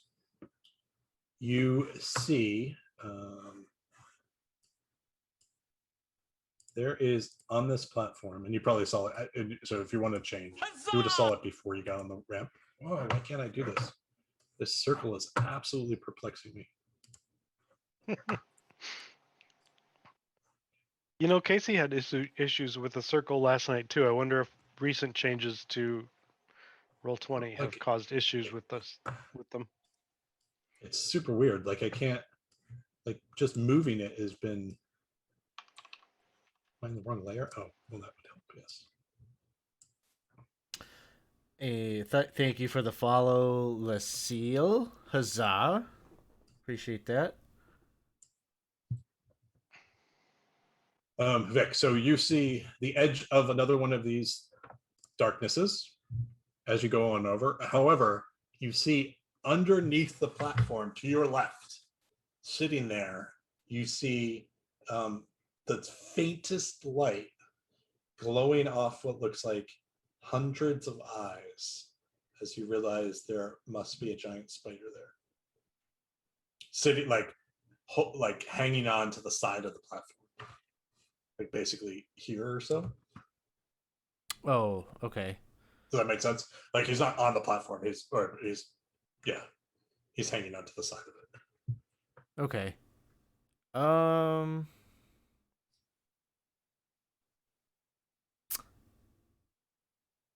I think that's it for me because it took my action to dash up there. So. Okay. Dolphix. Okay, I'm going to move 25 feet first. 5, Okay. 10, 15, 20. And then I'll just move another 25. Okay.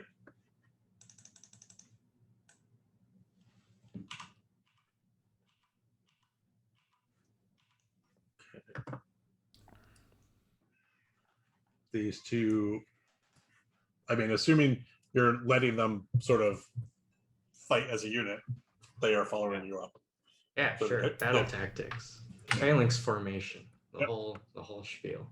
However, shortly after you get up there, the three of you get up there. You, for the first time, see someone. You see up here a drow head pop out.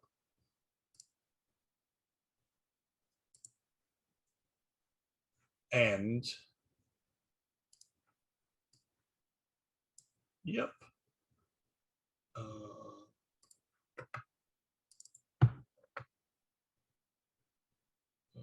I need the group of you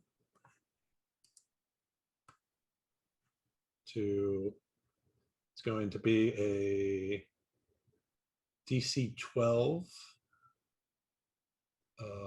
DC 12, what's that? Dexterity.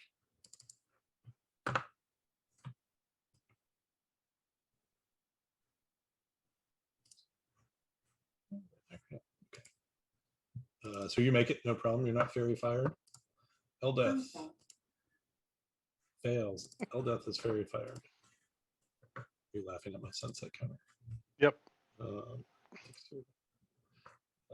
Okay, so Eldeth has a glowing light around her of fairy fire. And then this person moves out of your vision. So, could we put some dim light on Eldath then? Oh yeah, of course, yeah. Is there a range to it, or I'll just put 5? I think it is like 5. I don't recall what it is exactly, Yeah, no, I can totally do that.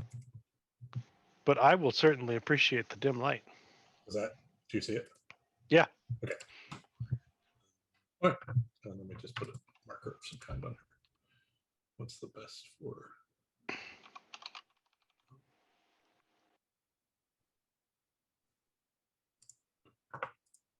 All right. Jason, this is your turn. It's a 10-foot radius. Oh, is it? Okay. Thanks. Yeah. That? Because I will benefit from it. I am going to double dash and hide again. Okay. But I'm going to move up to this wall. Okay. And I want to, and actually that's just one move. So I'm going to get to there, and I would like to use, to try to climb it and use my whip and see if I can use it to get around one of those mushrooms and help me get up there. Okay, so just to be this, there is a gap between the two pillars. Okay. So it doesn't mean like the pillar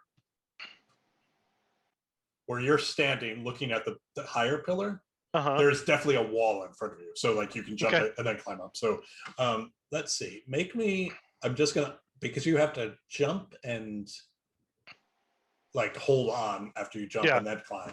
I'm gonna say a DC 18 athletics. I would be willing to accept acrobatics because of the whip. I'm gonna do acrobatics. Yeah.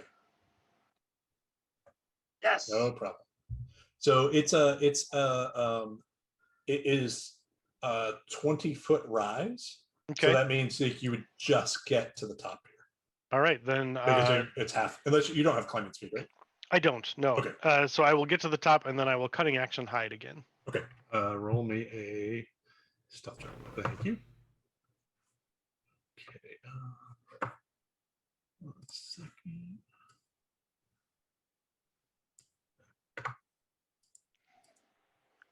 Dress. I'm just going to. I don't really know where anyone has gone off to because I can't see anymore. They've all sort of gone off into the darkness. Is that correct? You should be able. Like you can see. You should be able to see exactly what you can see. Okay. That's the light from the mushrooms. There's light around. So. And you have the light spell on you, so you have 20 feet of bright light and 40 feet of dim light. Oh, I can see where I am. It was more of, could I see when they ran out of my light, where they ran to? I mean, yes. I mean, certainly you can see Eldeth now. Yeah. She is glowing pink. No, I'm just running towards her. Okay. All right. Darendil actually caught up to you now, but he never got very far to begin with.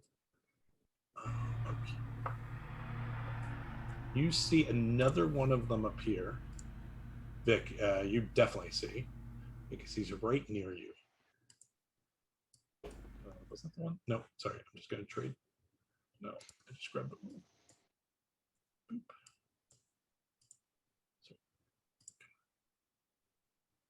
Sorry, this is my love-hate affair with 20. Okay, so you see a guard with he's like another drow. He has a spear, which he tosses at. Oh no, spears are pretty lame.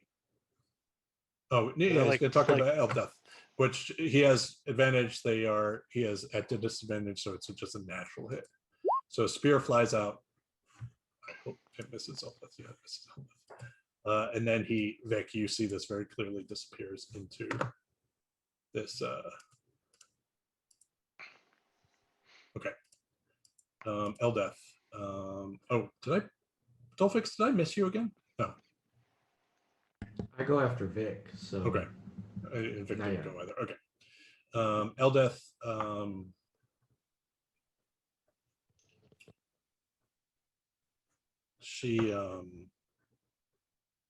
She's just gonna wait to move with you. I'll let you guys move together. Although, I guess she probably looks at you and wants to know if you want her to move away since she is now glowing. no. Dolphix just shakes his head. Okay. Vic, you see the spider moving along down here. Like it disappears out of your eyesight.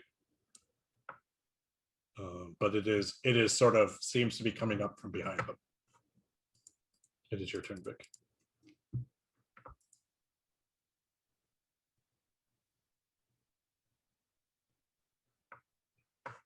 Gonna move right there.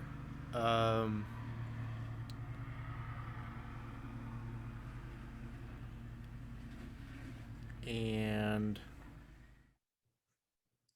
I think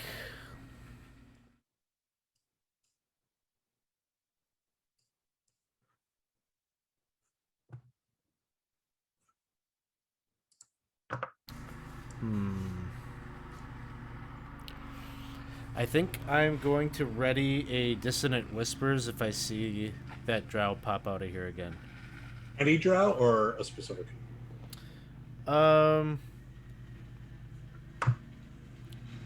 Yeah, I think like the next drow I see. Dolphix. Okay, let's move.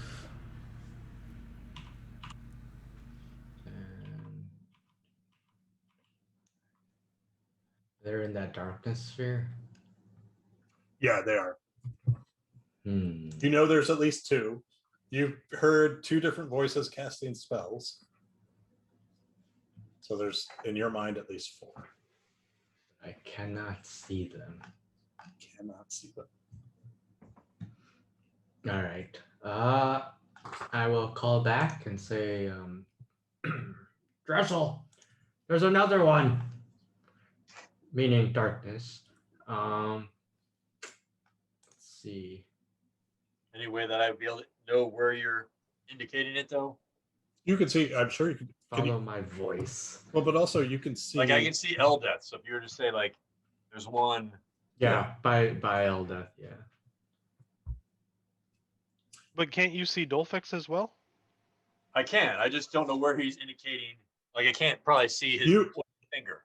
I'll just put it this way: if you move up that ramp, we can argue about whether you can see it now, but if you move up that ramp, you'd be able to see it hitting that line of mushrooms.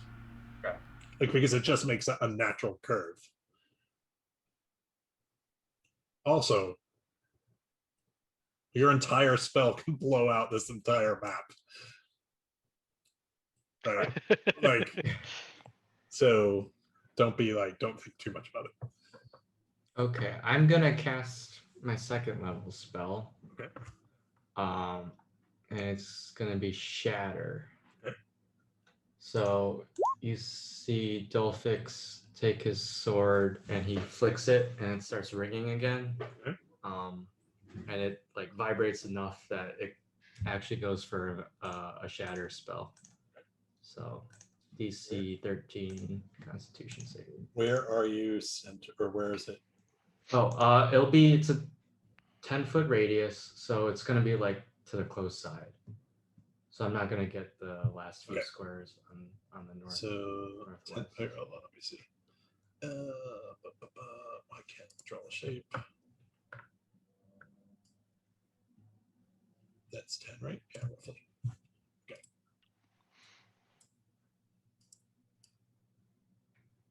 Like here? Mm-hmm. Yeah. Okay. I'll be nice to you, and I'll do here. All right. So you cast the shatter. It is Constitution. So okay. So who do we have in this? We have. Oh, I have to switch. Oops. Okay. Constitution saving throw. Let me just make sure. Charmed magic can't put this. Okay. Constitution. Oh. You're gonna re-roll that? I might. No, I'm not gonna re-roll that one. Okay, that's and then two others. I have.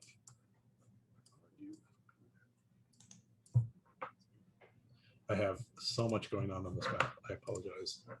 And we can't see any of it. Yeah, and I okay. So here's two. Pass, fail. Okay, so it's half if they lose, right? Correct. Half if they So succeed. it's 7.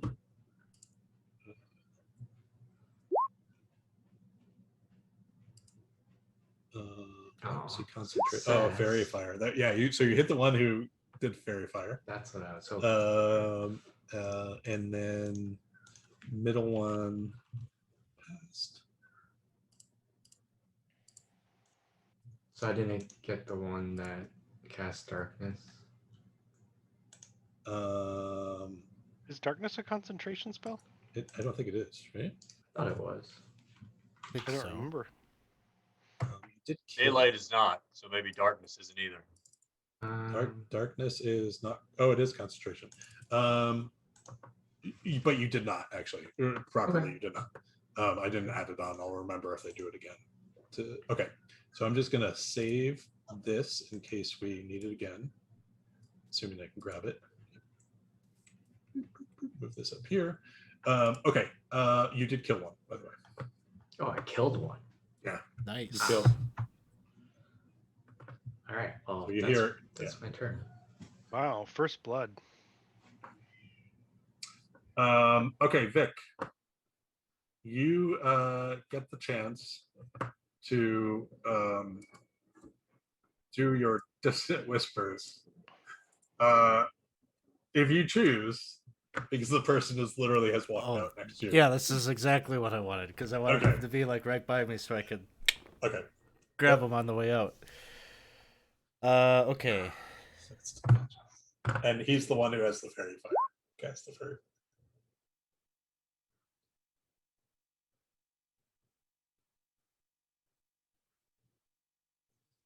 So, DC 15 Wisdom save. Oh, thanks. Now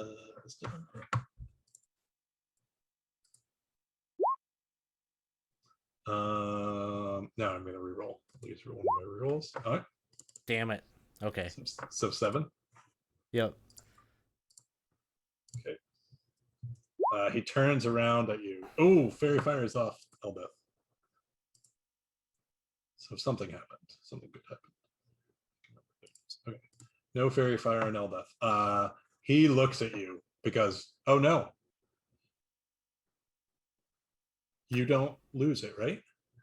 I'm Yeah, I'm you're still Great. I'm still invisible, but I had to verbally Okay. do the spell, so he probably knows I'm Right. in this vicinity. So he So he takes his short sword and he attempts to jab at you twice with disadvantage both times. 16 miss and 16. Oh yeah, disadvantage. Okay, I'm okay. Yeah. I'm okay. So yeah, so you sort of dodge around as quietly as you can. He looks very very upset. All right. And he probably yells to the rest. They're up on the platform. So because he's not stupid, You recognize him, by the way.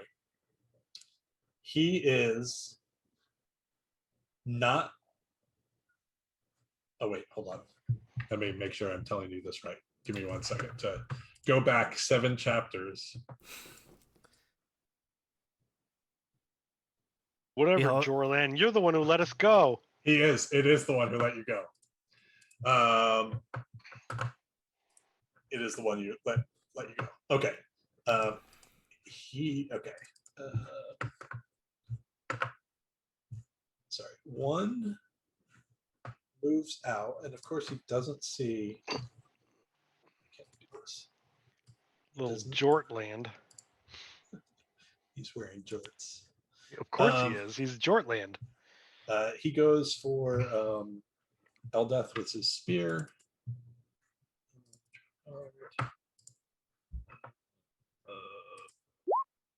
I think he hits Eldeth. It does 4 piercing as a spear goes through Eldeth. Shoulder meat. All right. Jason. All right. He would move back in. Sorry. He would absolutely move back in. Does Vic have an opportunity attack then? He didn't. Oh, it wasn't the same person. Oh, That was the Vic one. Yeah. So sorry. the one person is still out in the dim light. Correct? Yes, the one who attacked Vic stayed out. Correct. Or tried to attack Vic. All right. Well, I'm gonna move up. I can't see the height on that. Where is that This one? platform that Vic is on in relation to mine? 10 feet above. 10 feet above. Okay. I was mentally picturing it as below me, so that's good to know. This one, though, doesn't have the solid wall right below it. It's sort of like cups underneath. So it's going to be a little bit harder if you want to do that. Yeah, I don't have enough movement to do it now anyway, so I'm going to get to here. Okay. And actually, where's this stairway go? Does it go up or down? Up. Yeah. Up. Okay, then I'm going to change what I do. I'm going to go back. And I'm going to head up that way. Okay. And then hide again. Okay.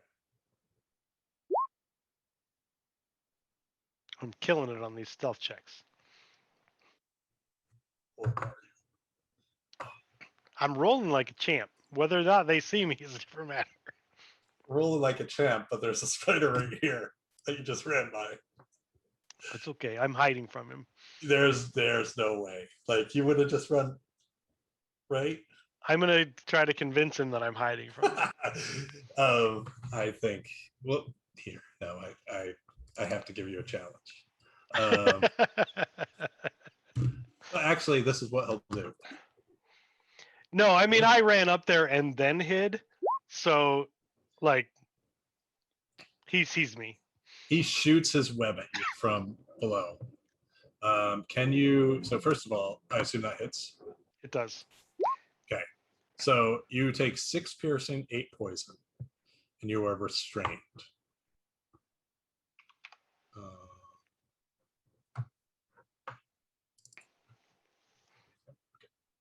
Right. Oops, Jason. Okay. Does it do that as a reaction?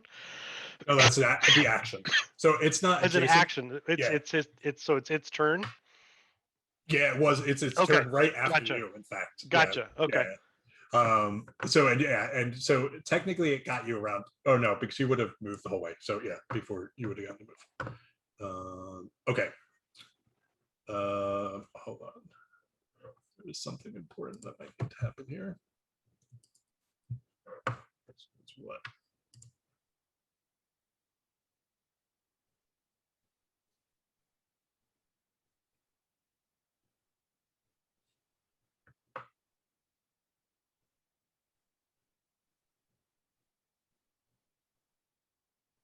She can't see. Okay.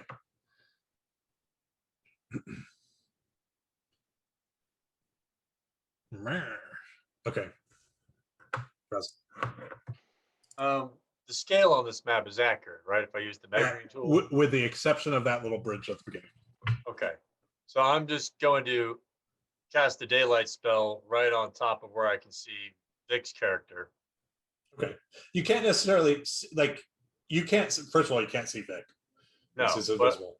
But I'm just you, saying- you absolutely can cast it on the edge of that platform Yeah. easily. You can I'm see just that. trying to aim for the center, and I'm just kind of for you to know where it's roughly going to be located at. Since I can see both edges of both these platforms, I'm going to pick that one since it seems to be where bad things are. I'm hearing noises from, right? Yeah, I mean, you could, yeah, like you see these people pop up. You just can't see Vic, is all I'm saying. Right. So I'm going to put it where that X is the center of yours, right? Okay, that's fine. Which is going to blow out. It's going to blow out right there. Yep.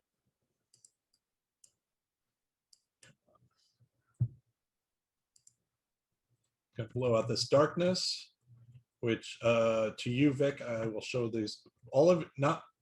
You can't all see like these people because of just perspective.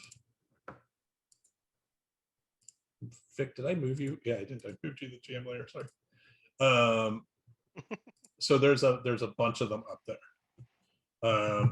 I think Dolphix, you could probably catch a few of them. Vic, you could see everyone. But people like who are way down, like Drazzle, you might have a little bit of trouble seeing like the farthest back, just because of perspective. Okay. And my 30-foot of movement I just used to cross the bridge. Got it. Can we throw that light up so I can see? Oh yeah, sure. Sorry. Thank you. Sorry, there's just a lot going on here. Yeah, that's fine. And I'm the loser with no dark vision.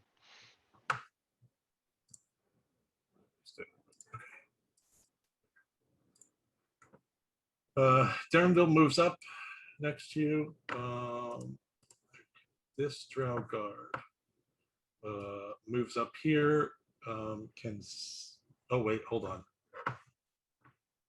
Nope, in sunlight. It's daylight.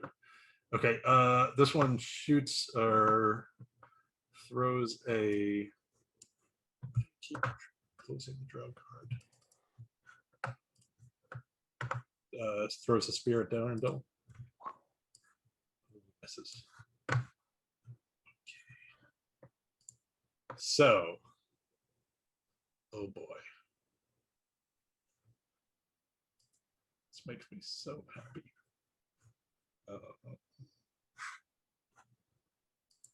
Wait, oh.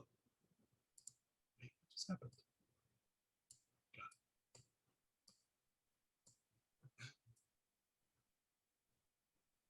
Sorry, there's another. Nope, you saw her. Vic happened to be standing on someone who would have been in the darkness. That's. I did a realize. Super Mario Goomba stomp on her. Yeah, I Gone. totally Yeah, realized she was Vic's there. like that. So, okay, so she would have been in the darkness. So, she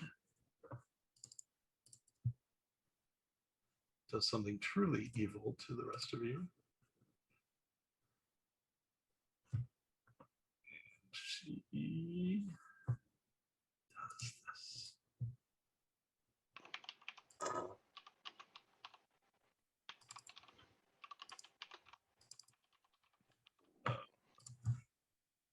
She is concentrating on spirit guardians. Vic, you are in that radius. And I had to deal with that last night. Concentration. Okay. So that's that. That's all she can do. Spirit Guardians is action, right? Yeah. Okay.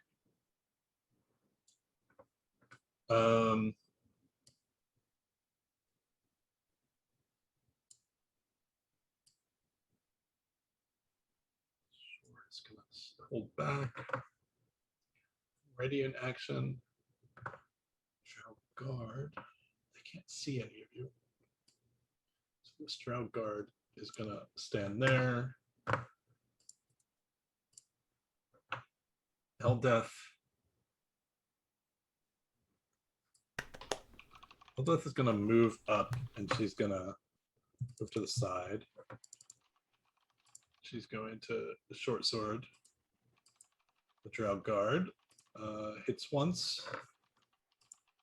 7 piercing into the Drow guard. Okay.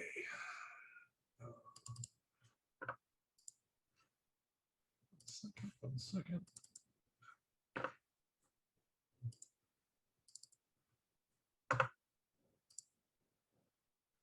Drazzle, you watch as spider climbs up from the side here.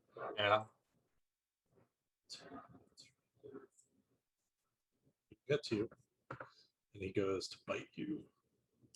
Gonna do a warding flare. Okay. When do you have to do the warding flare? It You says could do when it- attacked by a creature, you can use your reaction to impose disadvantage. Right. Okay. Perfect. So 14 probably misses you, right? Yeah. Got it. But he is there. Vic, please make a wisdom saving throw.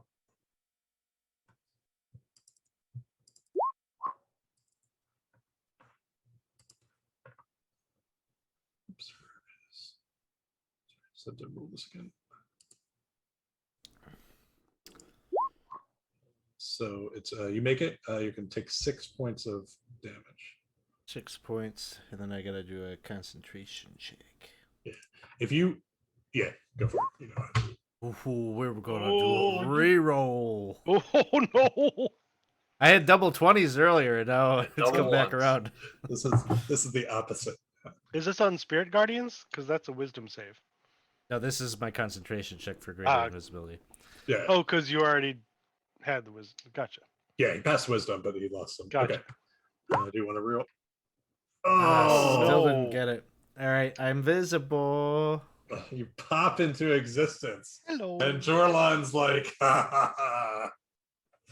Okay, Delphix. It's your Jordan, turn I to thought we save were the day. buddies.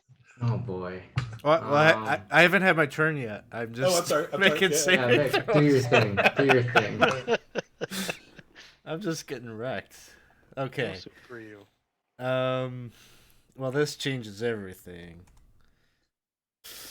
So I should have had that one. I'm going to.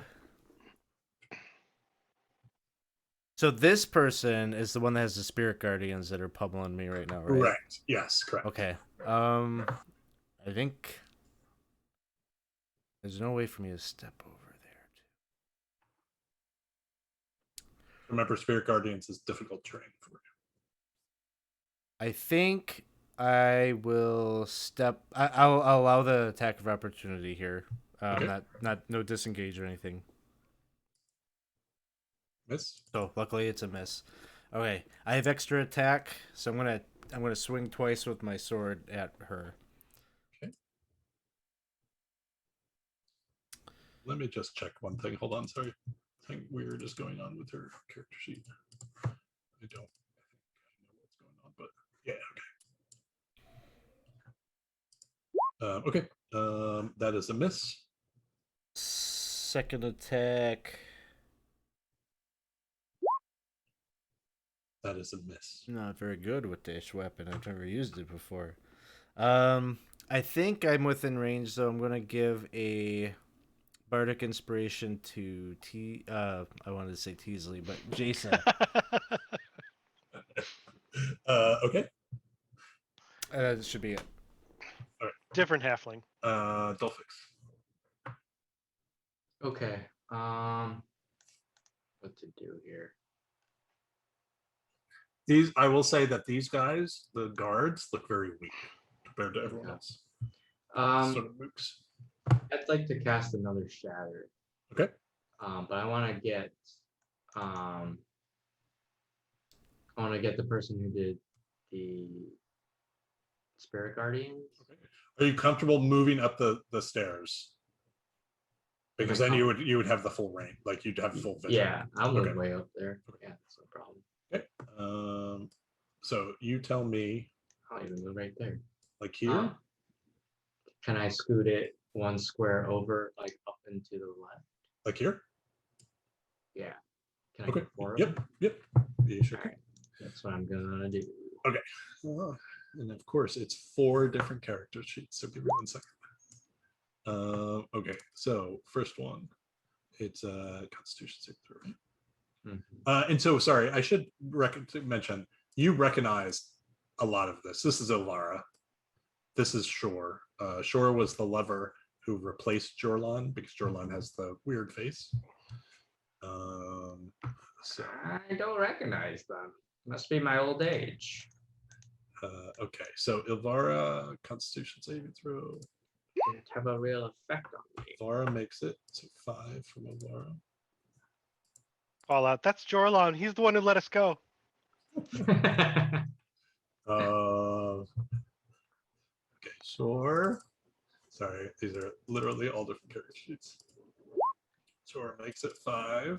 Just use the elite warrior stat for all of them. That should Elite lawyer stat?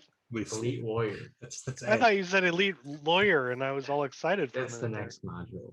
I'm hoping to get to that stage It's- at some point. yeah, you are brought to court for all the damage in each of the towns you did, and that's the next module. That's the next 11 chapters. Man, we're screwed in slow. He uses his reaction objection. Okay, that was Cassandra, so it would be 10. Objection, relevance. I'm gonna, Yes! but I'm gonna re-roll that one. Oh, Objection. So it's a Constitution saving throw, right? It's 10 points, so I need just above a 10, right? Yeah. All right. all right. She still takes and- the full damage. Yeah, there's still one more who's going to die no matter what. This one dies. Up those rerolls. Yeah, she took damage. So okay. Okay. So Jorlan. Don't fix anything else. Is that That's all I can do. Sorry, Jorlon, Corey. buddy, how you holding up? Corey, that was one of your rerolls. it was? Yeah, I used Okay. yeah, sorry. Jorlan's gonna move up to Vic.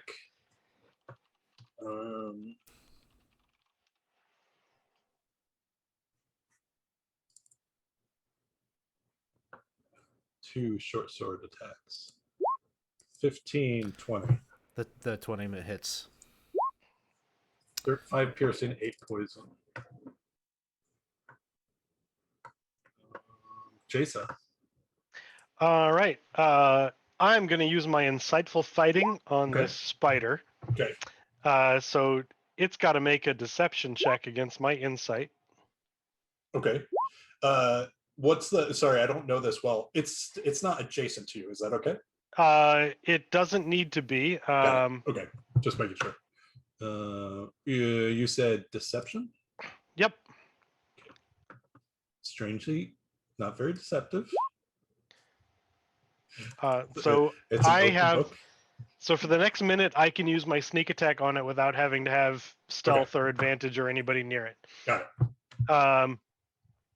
And then I am going to ready an attack to stab it if it gets close. Okay.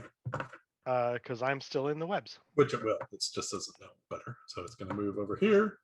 So go for it. Okay. With advantage. Not advantage, but I get sneak sneak attack. attack. Got it. So 24 points of damage.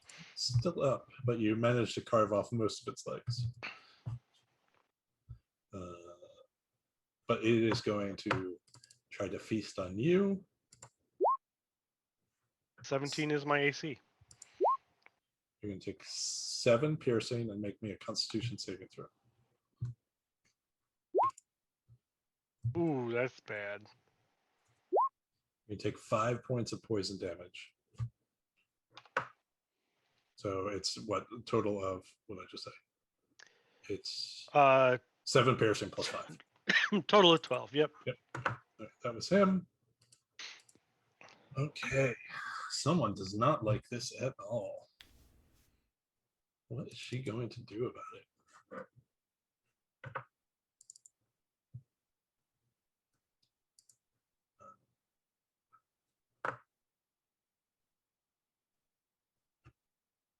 Well, you hear her start to cast a spell.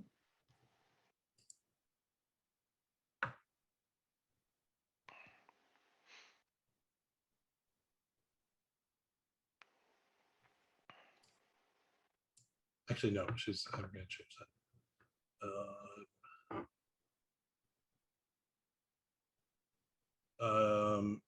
Dolphix.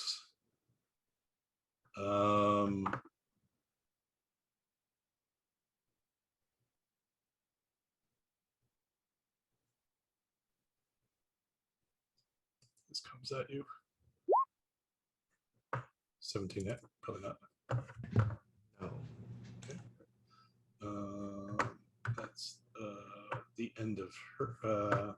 She's actually going to move up here into the trestle.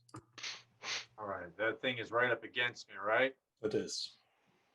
All right. I'm gonna go with burning hands. Okay. Saving throw. Oh, I didn't mean to cast it twice. All right. Sorry.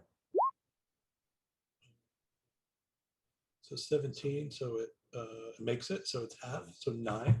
9. Okay, anything else, Drezel? I can't really do much in terms of movement, so I'm it's kind of there. Darendil flies into a rage, runs up at this guy. He's a barbarian? He's a little barbarian-like. No, he's a freaking Quaggoth. We know that now. He's a sun elf. Gold elf. He's a gold elf. Gold elf. He ain't an elf of any kind. He misses both times, but he seems very angry at the moment. Okay, this I drow did that guard. to him. This drow guard's going to shoot at Darendil. Drow guard with a spear. I think Mrs. Darendil. Yep, Mrs. Darendil. Okay, Cassandra. Does she still have spirit guardians? She sure does. Let's go. Let me move this. Ah, Cassandra. Ah, stop being grouped. He's running away. Okay. So Cassandra, you killed her sister. Cassandra. I'd do it again.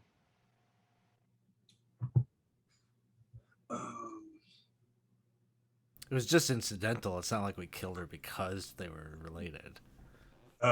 Sacred Flame on Vic. I do not feel remorse. Dexterity. Got this. Do I though? Yeah, you did. You totally do. Oh, I thought the 15 was the DC. Okay, that's good. All right, so nothing. Ed, when do you need to take a break? In 20 minutes? Yep. Okay, good. I definitely need a break just because I'm over computing at the moment. Okay, Shore. Shore picks up his crossbow and is going to go for Dolphix. You can try. Warrior. Misses. Drow guard next to, he's going to go for Eldeth. Eldeth with his the spear, but does he have a shield? Yeah, he has shield, so just one-handed. Misses Eldeth. Eldeth's turn. Eldeth is going to go for the drow. And she yells to you, Dolphix. She's like, "We can take care of him. Keep going." Misses and unfortunately misses. Giant spider. I assume it's this giant spider. For you,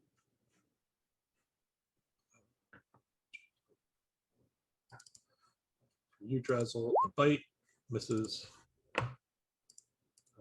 Vic. Wisdom save. Oh yes.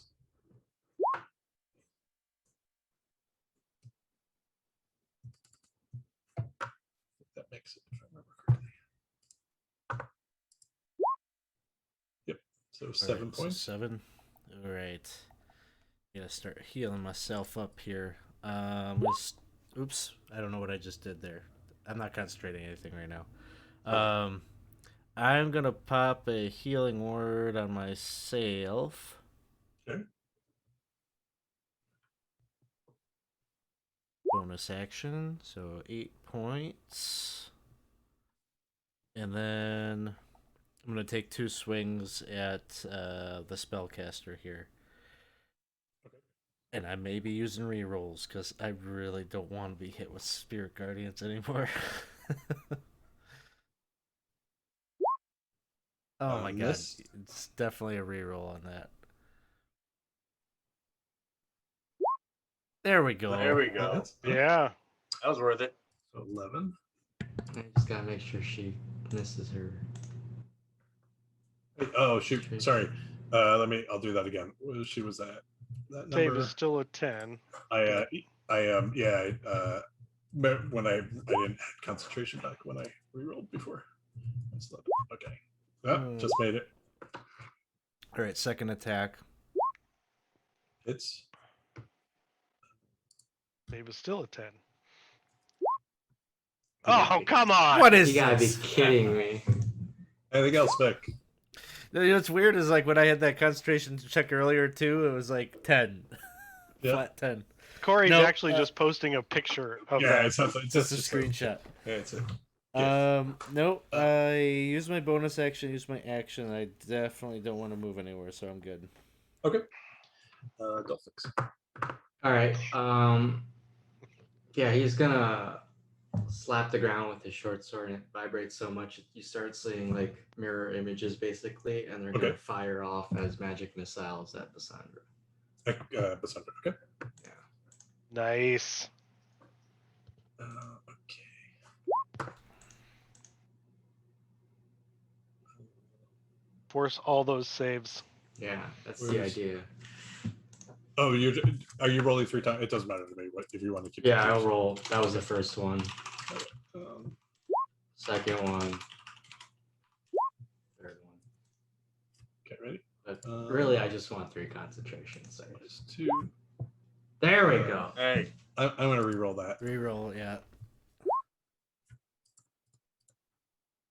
10, 10, 10. Why can't I type? Sorry, I'm just trying to add concentration back so I don't have to actually do the rolls.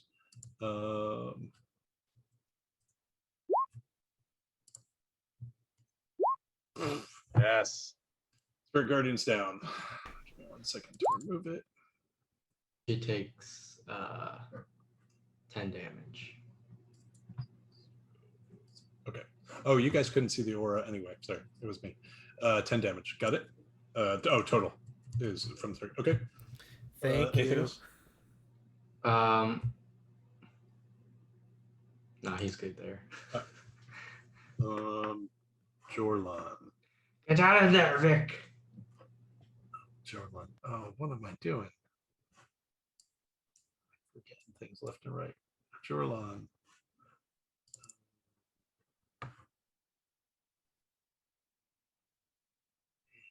So Jorlan's going to try to jab you again, Vic, twice. 19 and 11.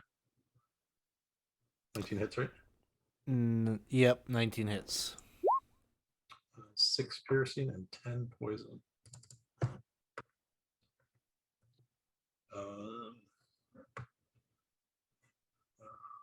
Jason. I'm going to attack this spider.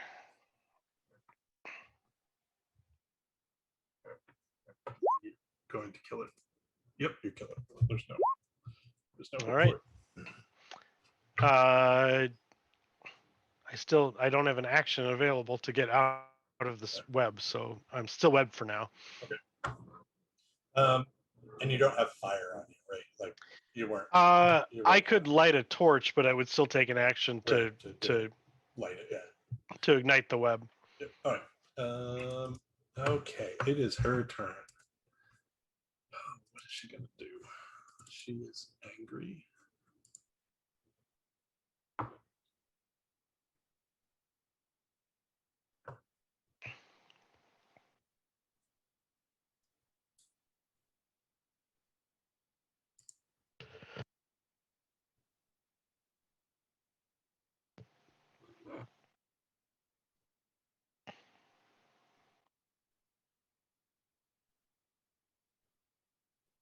Okay.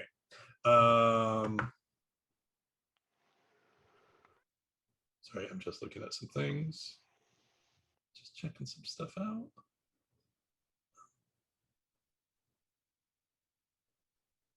Definitely missing something on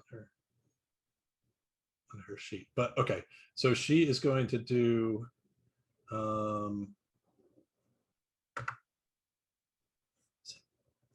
this is huge. Okay, so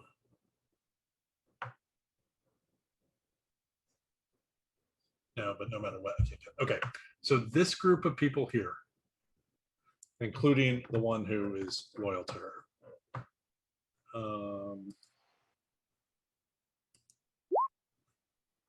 I need you all to make Constitution saving throws. Ooh. I'm just going to use this. It's slightly smaller, but it won't matter. Oops. Man, I had to deal with insect plague last night too. Put that here. Vic, you don't need to. Sorry. It's not. What's It's, the DC it's, for? it's DC 14 Constitution. I'm gonna use my bardic inspiration. Okay. And Is it so D8? Yep. All death. That's no good. All death gets it, and Darendil. Guess I take 18. Darendil Constitution. We've got 7 rerolls. Oh, do we? Then I'll Mhm. reroll. Okay. I'll reroll. So Constitution. it's 18. There we go. It's 9. It's 9. Is it half on a success? Yeah. Let me just read it real quick. I don't use it enough. Insect plague. It remains for the duration. When it appears, Constitution saving throw, half as much on the successful one. When you enter the sphere for the first time, or when you end your turn there. Okay. So if you don't leave, you're in trouble. And I think it's difficult terrain. Okay. It's lightly obscured. Yeah, difficult terrain. Okay. Oh, he's dead. Drazzle. All right. Since I've already struck damage on him, I'm just going to toll him.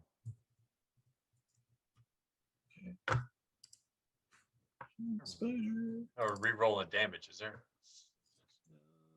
I mean, you can, but it's Nah. up to you. You choose. You guys mind if I blow a re-roll on damage? Or You do re-roll- whatever you want. You have to take the second just to be. That's fine. I'm just gonna roll a Okay. 2d12. Yeah. Oh! What are you doing to us, Drazzle? Well, Yeah, 7 and 4. Generally, I wouldn't take him on damage, but I just But wanted to do something. Pass. 7 was pretty Pass. low. Anyway. You gotta gamble. Yeah. I mean, between 3 and 2 is what I really ended up with on damage. Darendil moves up here to try to take care of this drow guard. 2 claws. 1, 2. Second one hits. 8 slashing. It starts to eviscerate this with his like rage. Drow guard. Oh, that's his turn. The drow guard responds with 2 attacks or just 1 attack of the sphere. Totally misses. Bassandra. Oh, what is Bassandra going to do to you? Oh, it was technically. But there's a more immediate threat here. So. is it Jorlan? Because he's the one who released us. He's a traitor. Really don't give her much, do they?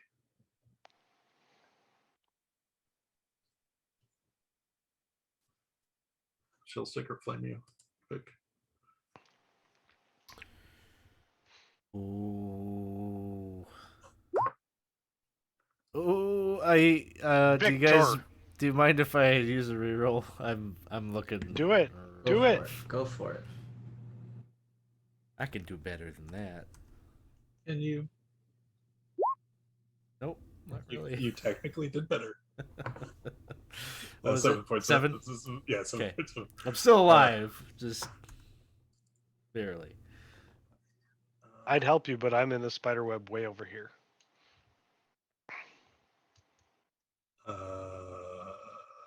lightly obscured. Doesn't want to do that, so he's going to go for Darendil.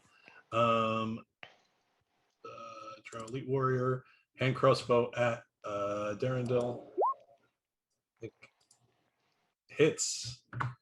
Darendil takes 6 piercing and has to make a DC 13 Constitution saving throw. Just Darendil.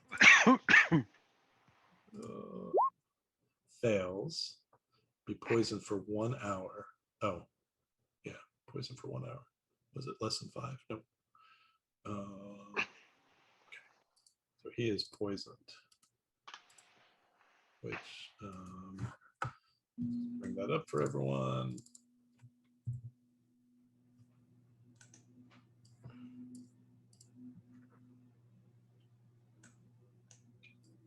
Oops. So disadvantage on attack rolls and ability checks. Please help me remember.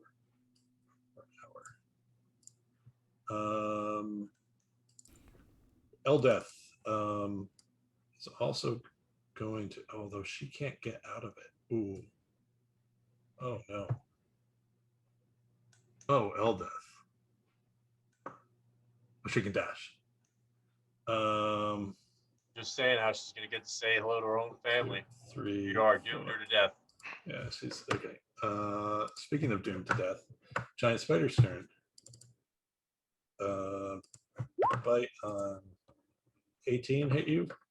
That's my AC, so warding flare. Warning flare. Okay.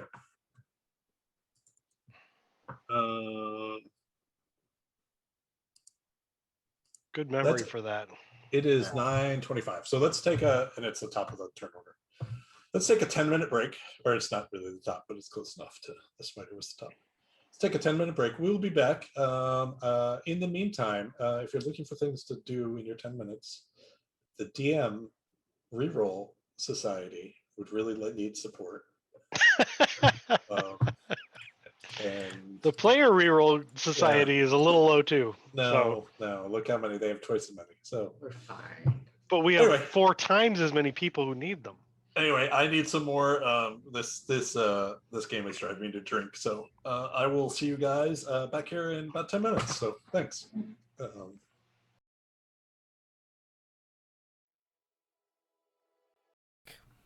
Thanks for sticking with us, guys. Our folks are in the the midst of a fierce battle with their original captors, who have basically been tracking them this whole time, and who recognize that this is the last possible chance to get back their property before it scurries off into the surface. Ilvara just looks at you like you are objects. Shore to her left, or to her right, you can tell is a little bit defensive of her. That's why he's not moving away. And then Jorlan seems to have something to prove. So we will continue. Let me just bring up my screen. Vic, it was your turn, right? Yeah, looks like it. So I think we'll do a little Final Fantasy 11 ninja tanking here. And I'm gonna cast healing word on myself and drink a healing potion, and that's gonna be my turn. All right. Summon those runes. Get your. Yeah. Did my cooking for the day. I'm gonna cast my healing word at level 2 because I think I needs it. Okay. 12 plus from that. And 2d4 plus 2. I don't have. You just have to /R 2d4. Yep. Not so good on that. But 17 total. I'll take it. That's my turn. Dolphix. Okay. You got to get out of these bugs. Yeah, I'm right here, and I'm gonna attack Cassandra. Okay. With the booming blade.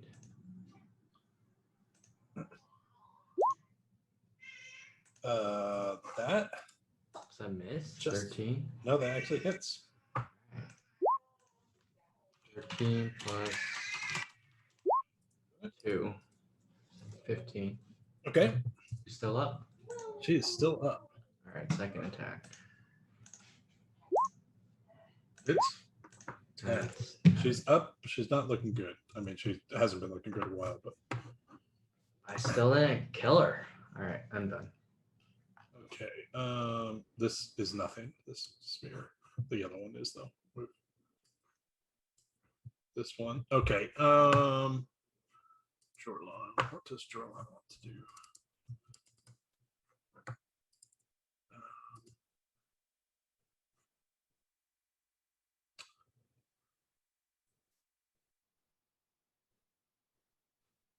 Jorlan is going to short sword you, Dolphix, twice. 15 probably misses. 17 Misses as well. okay. Jason, what are you doing over there, Jason? I'm going to use my action to attack this web to get out Okay. of it. Do it. You hit.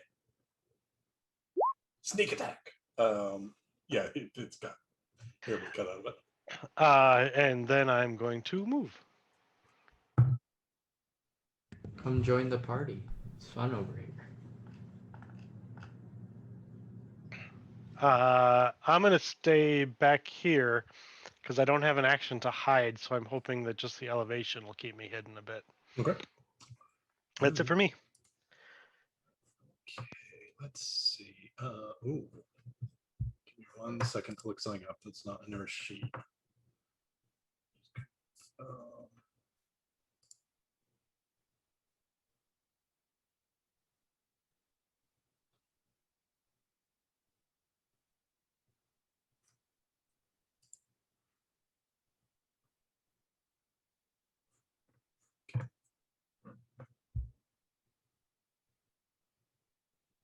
Um, um, uh,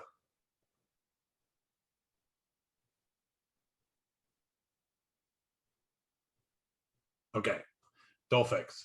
You see Ilvara take out of her like belt something you had seen before, which is this long staff, not like a rod, and at the end are 3 like limp tentacles, and she raises it, and the tentacles spring to life. All of them strike out at you. Here are 3 rolls in a row. I don't have a good. Oh, maybe I can do it from here. Does that work? Goodness, that worked. 21 hit. Do I still have that blessing thing? Blessing of protection? You do. Okay. It should be. It should be on your thing already. Yeah, it is. I just didn't know if Yep. it applied here. So no, my AC is 22. Okay. So that one. 1 second. Where was I doing? 2 more. Sorry, I don't know how many times. Okay, so the 23. The 23, I'm gonna shield. Okay. All right. That was her, and she takes a step back. Drazzle. So AC 27 is a good thing to be able to have. Yeah. I'm gonna do some kind of stupid, maybe. I don't know. Okay. I'm just thinking about. I'm going to try and run through the insect swarm to go get with the group, and Oakley dokley. wonder whether that's a good plan or not. Let me just scroll up. I think I know the answer. I think we all know the answer. Yeah. The other thought is this thing could probably get across any of these bridges. So wait, are you taking the opportunity to attack from the spider and then running through the insect swarm? No, I was saying about disengaging and moving. Okay. Because right now I'm just kind of stuck on the fringes, and something happens, I'm really kind of isolated. Remember that the insect swarm is all difficult terrain. Right. That's true. I might not be able to get all the way through it on the next So round. you'd have multiple damages coming from it. That is not 3, ideal. 4, 5, 6, 7, 8, 9, 10, 11. Yeah, you'd get here if you dashed. Yeah. In this And then round. you wouldn't be able to disengage. Right. Right. Okay. All right, then I guess I'm just gonna try and once more go with Toll the Dead on him, because it's It's got a better chance of success here. Spiders. See how wise this giant spider is. Not very wise. 10 points damage. Anything else, Drizzle? No. Darendil flies into this, misses, hits the second one, and I think kills him. The second one. Yep. He is dead. Darendil moves over to shore. Cassandra. Oh, Cassandra, what are you going to do?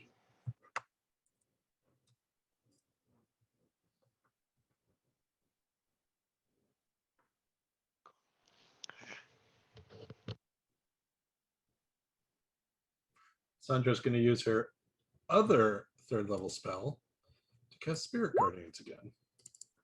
Ooh. Good boy. It's yours. As the area fills with this, the I guess what's her Spirit Guardians look like? It's probably just like spiders crawling everywhere, like little evil looking spiders. Sure. He's gonna attack Darendil with short sword. 2, 1, 2 hits both. That is going to be a total of 14 plus 25, 37 points of damage. Darendil is down.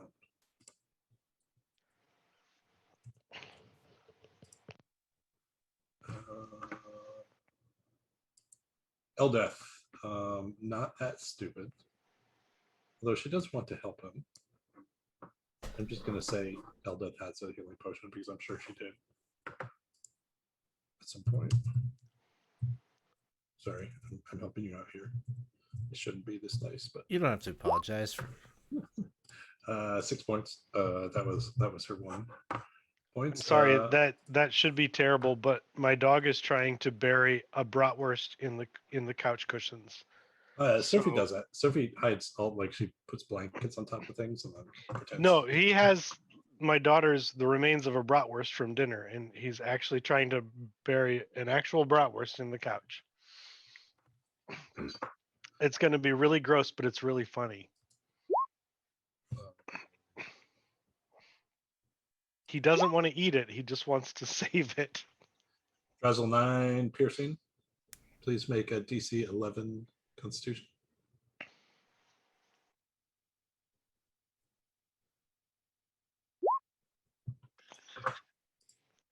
Okay, you're gonna take the 9 plus 5 poison. Vic. Okay, Oh, you I need to need to make make the, a wisdom save. What is? I'm just gonna roll these separately. These are. Ooh, that's no good. I'm gonna take a reroll, folks. 3d8. We're down to 3.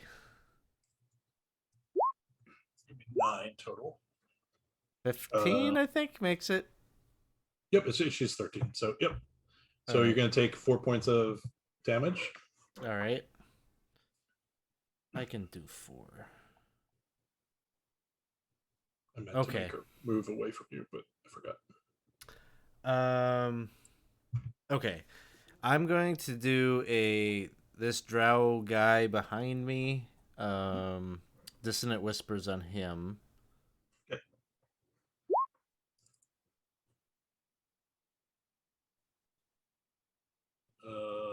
Wisdom. Thanks. How many? I have 2, right? Yeah, 2. I'll take it. That's no problem. So he's going to take 20 psychic.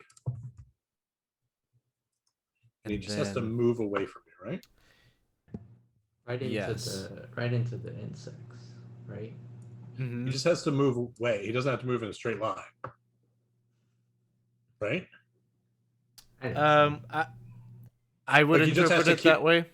Like he just I has to thi- keep increasing his distance away from you is how I normally. Yeah. So Want to attack him? Oh wait, but it's. Oh no, it's not. Yeah. Do you want to? Oh I yeah. Do do. either of you want to attack him? Yeah. Okay. So I guess I'll be the first one to make that attempt. This is reaction. That misses. All right, my reaction.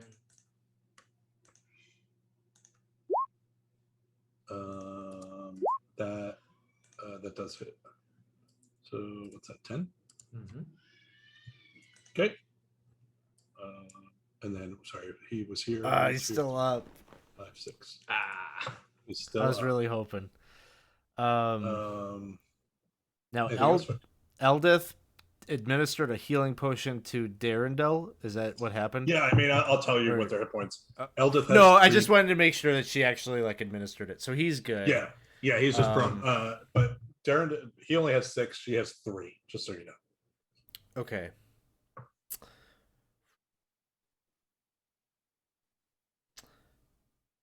I make think a vote. nonetheless, Dolphix, you use your bardic inspiration, right? Correct. I'm gonna give you another one, and that'll be my turn. Can you see them? Their health bar now. Yeah, I could always see their. Oh, or I okay, could okay, see good. Eldeth's health bar. But you can't see Darendel's. I just saw his just. I can see Okay. his now. Okay, perfect. His doesn't have numbers on it, but at least I can see a bar. Okay, Right. it's 6. Yeah, it's 6 out of 45. So, all right. Dolphix. All right, my wisdom saving throw. Oh yeah, please. It's at advantage, but it's still Yeah, And that's- what are you saving against? the Spirit Spirit Guardians. Guardians. So Oh, I take- didn't know there was a Spirit Guardians up. Do I Yeah, take it I half? missed that.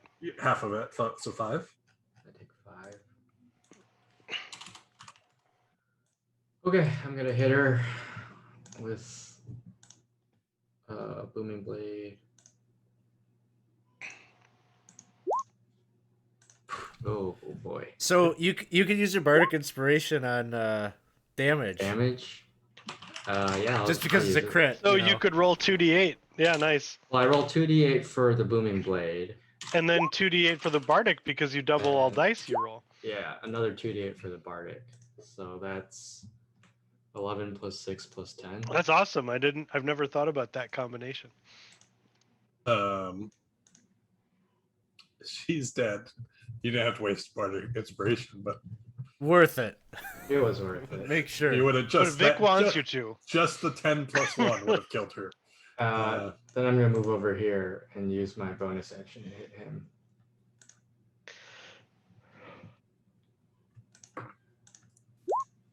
And that's an auto fail. So All right. wow, that was a lot of crits and fails on that. So that's my. Okay. Oh, is an item interact like if I? It's not worth it. I was gonna like toss my hag's lacrimatory Oh, death or. It's not worth it. No, I'll Alright. keep it. I'll keep it. That's my turn. Jorlan. He is going to.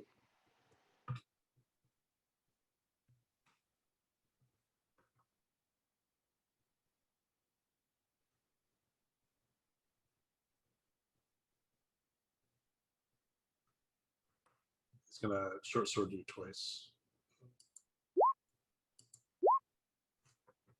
Both hit. I'm gonna shield. Okay, so both miss, I assume. Yep. He had 27. Got one more spell slot. Jason. I'm going to move up and stealth to Okay. try to get position above them. Okay. And then I'm going to take a shot on Ilvara. Okay.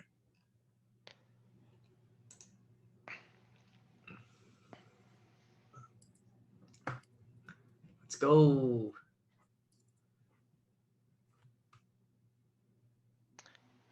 Does an 18 hit? Yeah, I'm just looking to see if she has anything, but just because I haven't gone into much of her stuff yet. Yep, it hits. I think she has a self-destruct reaction. Thank you. For 28 points of damage. His vulnerability to arrows. Yeah, that's it. And then I'm going to step back from the edge a little. She's a balloon. All right. So this gone. All right. It is her turn though. She's not happy. So first of all, let me figure out 38 times 2 is what? 76, right? No, 72. Yeah. 72. 38 times 2? 76. 76. 76, sorry. Okay. So Jasa, you start to hear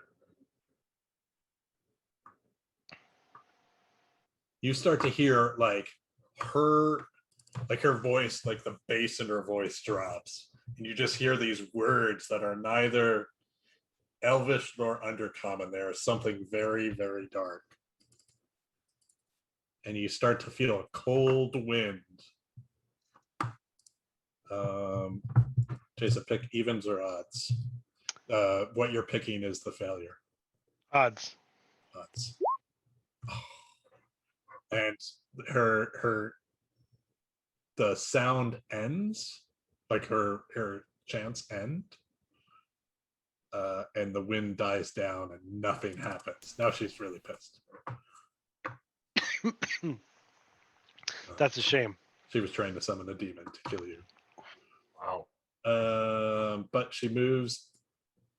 Oh, yeah, she already did that. 1, 2. Yeah, she's gonna move here. Trazen.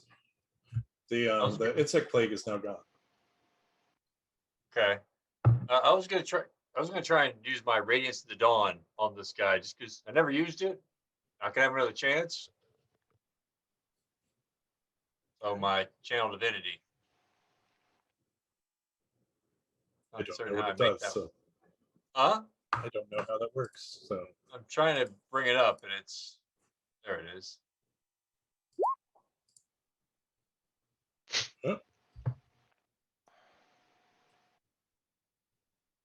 any magical darkness within 30 feet is dispelled. There's none of that. Additionally, each hostile creature must make a Constitution saving throw. Giant spider Constitution fails. That's a lot of damage. You see, like it's like taking a magnifying glass to a bug. It just sort of like burns up. And I realize I've never channeled divinity in the entire time we played. It just hasn't come up. I feel like you did undead, turn undead at some point. No, you remember that, I don't. And I'm just gonna rush forward to the got it. The distance I can get. Darendil stands up. He's gonna go for Elbara too. It's both times. Holy cow. Okay. Shore though, now he is pissed. Shore turns to Darendil.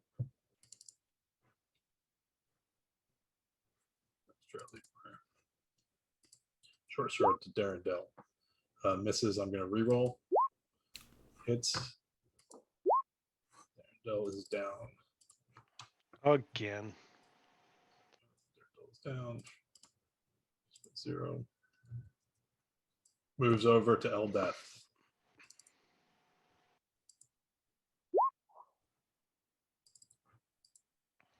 Oh, it just misses Eldeth. Eldeth turns back. Has no chance to help Darendil, but she goes after Jorlan. For sure, she misses. You can take the demon off. Vic. All right, Vic is going to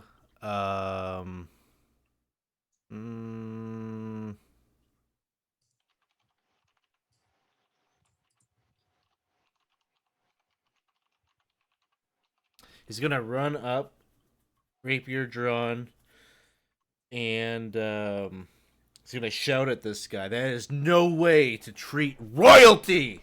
And dissonant whispers.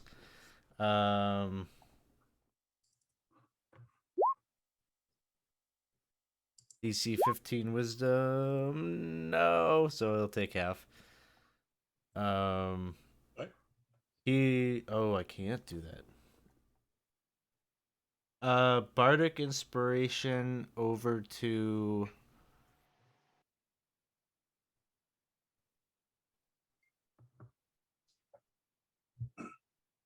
Drazzle. Sorry, over to Dolphix. Ah! I Did was you about to need be it? inspired. Did you need it? No, I just felt like being inspired. Who knows what'll happen when I'm inspired? I think I still have one. I haven't used it, have I? Yeah, I You don't have think. not. Yeah, yeah. I you don't have think not. you've Okay. used yours. Okay. Dolphix. Okay, I'm gonna hit Jorlon, is it? Yeah, it's Jordan. Hits. 15. Okay. That's 19. Okay. Still up. Looking terrible. Second attack. Oh, that's a miss, I bet. Misses. Yep. I'm gonna use my Bardic Inspiration. Okay. 17. Still misses. Alright. It is his Oops. turn.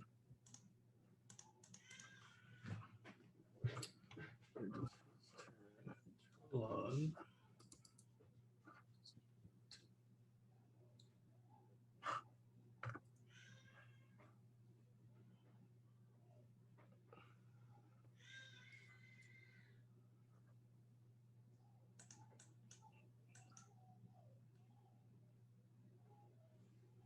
Orlon disengages. 2, 3. And comes up here. It's his turn. Jason. I'm going to use the height difference here to roll a stealth to hide in stealth. Mhm. Oh, that's a low one. Who are you attacking? It would be Elvira. Let me just check what her passive is. Quick. You still do it. Passive Okay. 16. I will step up to the edge and shoot her. Hits. So 28, and I'm going to throw that Bardic Inspiration on there. Okay. So what's that? Oh, you roll it. An extra 2. 30. Yep. Okay. And then I will step back so that I'm hopefully out of sight. Okay. Ilara starts to cast a spell.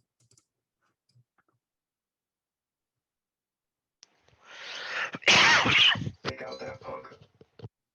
Hell of I sneezing. thought I looked at the wrong number.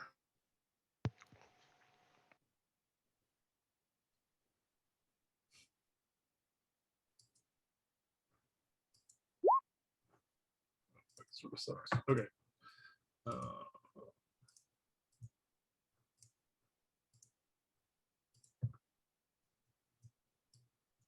Cure Darendal? Yeah. She saw the error of her ways. That's really nice of her. You know, I think we had her wrong. Months of watching you in the shadows, she realized what friendship was all about. So that's that. Not the greatest in the world. That was an action. Okay. And so yeah. She's gonna hunker down. Drezel. Frazzle's gonna run up to be here, right next to Elith, and just for funsies, he's gonna go for Radiance of the Dawn again. Okay. Can you? Oh, here it is. Don't know why I rolled twice. Can it? It's what? Constitution. There it is. There. Who are you doing it at? Oh, each of them. It's Each, yeah, it's all of everybody them. Yeah. Okay. within 30 feet that I don't okay. like. Got it. Who doesn't like you technically? So 12. It's gonna. I'll do the. If it's who doesn't like me, then everybody's getting hurt.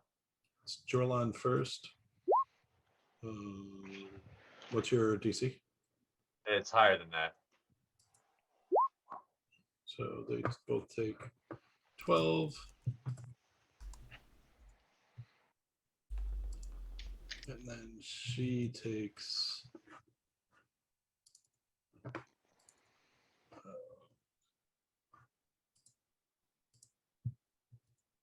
She takes. Oh, what did I just do? I didn't even do. Hold on. Yep, she takes 12. Durandal.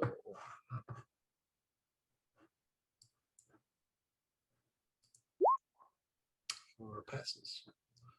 Sure. Sure. Looks in anger like he is. He's pretty pissed that he moves. Oh no, he wouldn't because of Vic. So he's going to go first for Eldeth. That's a hit. Eldeth is down. Oh, yeah, Eldeth is down. Eldeth almost died there. Almost Yeah, that was close. 2 points And shy. then he turns around to you, Vic. Why? That is 14, 16, 30 points of damage. I'm down. Yikes. Eldeth. Eldeth has a success as well. Vic. All right. Death saving throws. Let's see. Do I just? Is there a thing in like D&D Beyond that I can click to roll it, or do I just roll a d20? There is. If you have reduced your hit points in D&D Beyond to 0, it will be up in that same box, in your hit point box.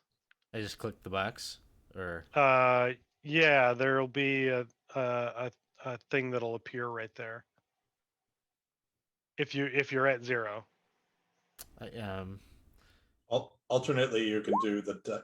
There you go. Perfect. Oh, it worked. Okay. So one.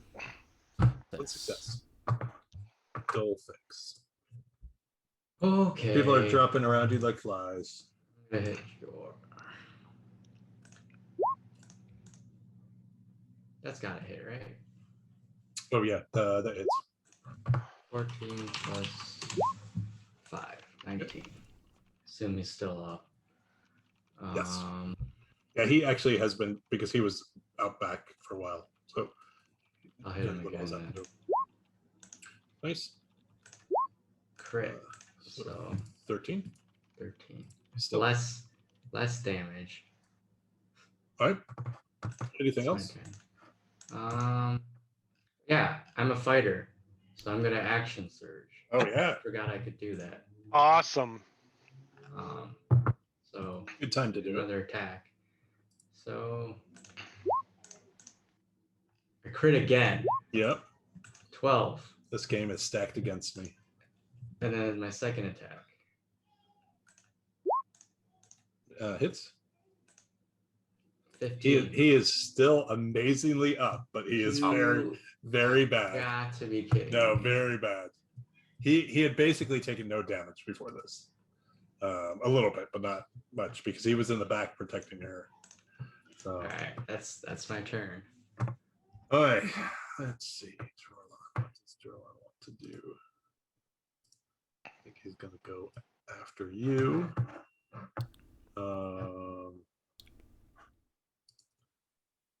Two blasts with a short sword miss. Oh, miss. Jorlon, why? Jason.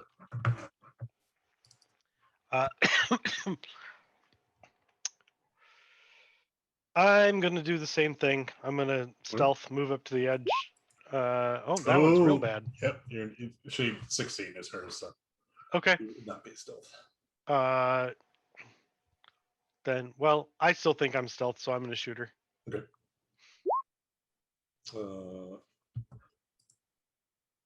It hits. It's just not sneak attack, right? Sure. No. So 7 points of damage. Okay. I'll move back 1. Okay. And that's it. It's her turn. What can she do that would cause maximal anger? She could do that. Fireball centered on herself. Sacrificial. I die, everybody dies. groups. No, that wouldn't work. If I can't have you, nobody can. What the hell does that spell even do? I like it when they just have a random. Yeah, that doesn't. Gotta love 5e spellcast. Like when there's just it's just a random spell that you've never heard of before. So she doesn't have those anymore. Oh, but she does have.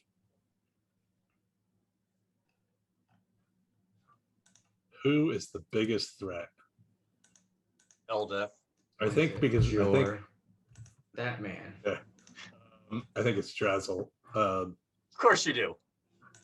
No, because what her lover is in between Dolphix and her. Yeah, but he's disposable. I'm a giant lizardy boy. Of course I'm going to be the target. That hits, and she's doing it at a higher level.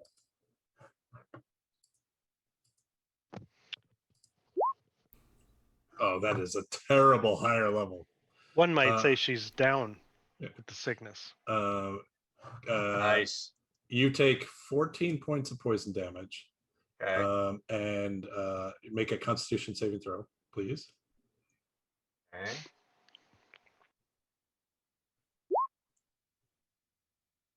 You are poisoned. Can I re-roll that? You can if you want. Yeah. Although let me explain what poisoned is because you might not want to. All right. Poisoned isn't going to affect spells that force saving throws. All right. And so you're only poisoned till the end of your next turn.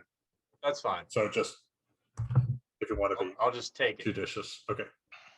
So you still take the whatever that was, 14 points damage. Got it.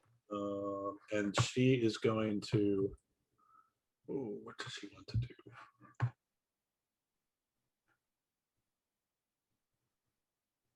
Does this woman not have any bonus action spells? Does she not? It's gonna move up here. Drazzle. All right.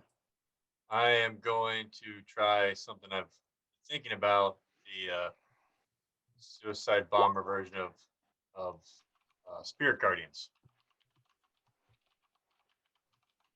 Just hit the 3 people around me when they start their turn, right?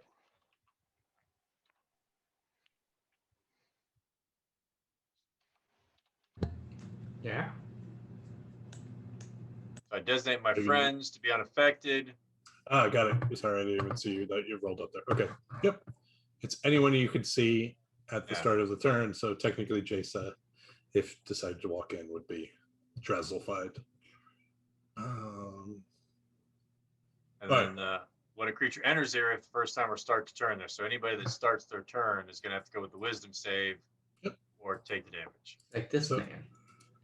Can you roll me a, what did you do, 4th level? So roll me a 4d8. It's a 20-foot radius? 15, right? It says sphere 15. 15. 15. Okay. Yeah, 15. That's good. That's good. So roll me a 4d8, Scott. Okay. Do I know why? Does anyone know why? What's happening? Because you're doing damage, it's Shore's turn. Oh, okay. I thought it was the damage was listed on there already. Nope, you roll it every time for each turn. Yep. Sorry.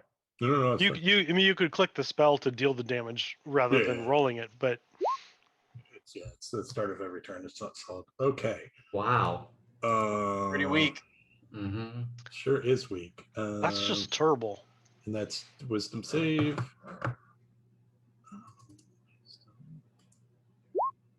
I'm gonna use my. No, I'm not gonna do it. Okay, he's dead. Take that, lover boy. Okay, Vic or Eldeth. Sorry, Eldeth is. Ooh.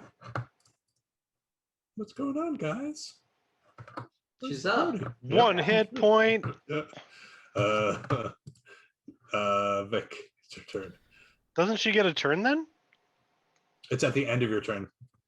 Is the way the rules are written. It is. Oh man, it is, I've always done that wrong. Yeah, I'm almost positive it says specifically at the end of the turn.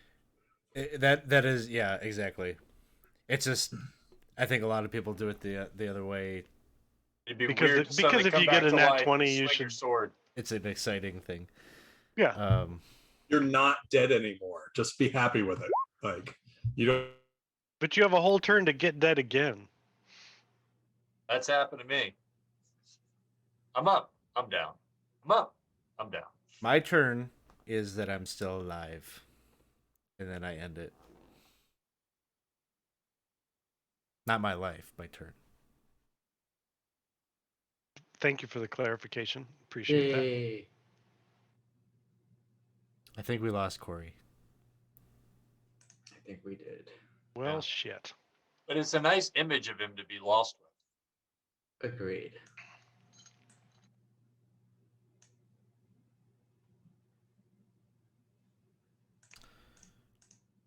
I'm really conflicted because I could get to Vic and administer a healing potion, or I could keep hiding up here and shooting Ilvara.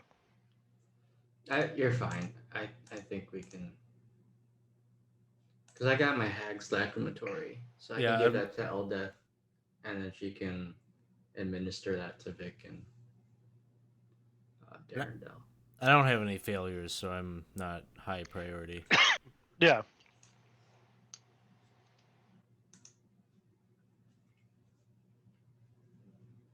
I think now that we got it pretty much narrowed down, we're in a much better spot.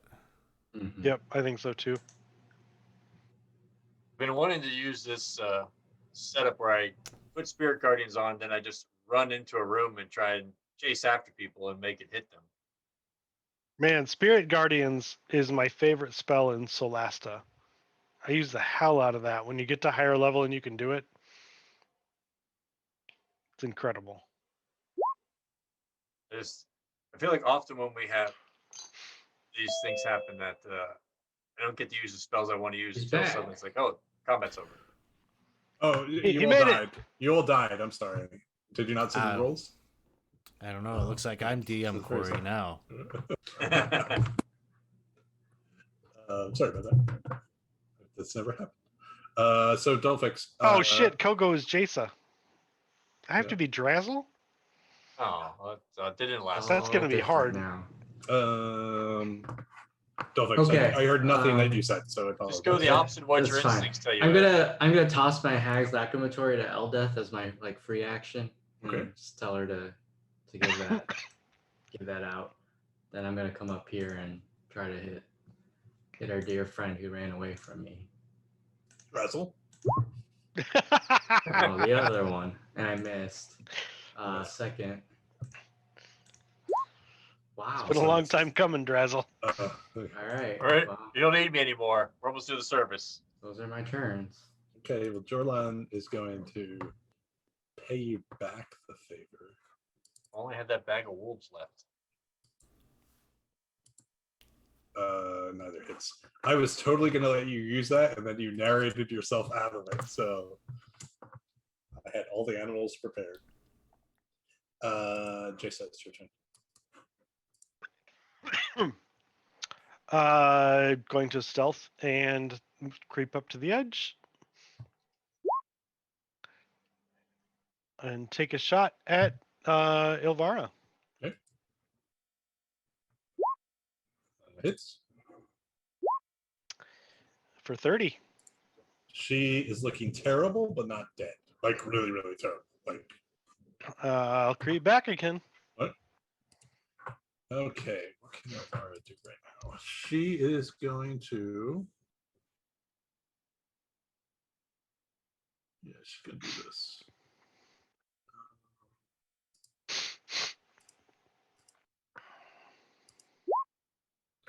On herself. It's not a lot, but it's something.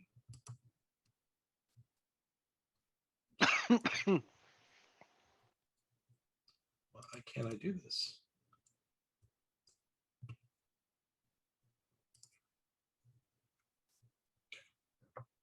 Um.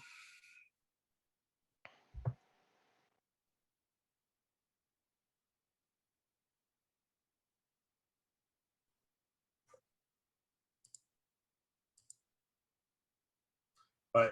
Yep, I'm just gonna move a little further back. Drizzle. All right, let's see. Oh wait, Dressel, I'm sorry.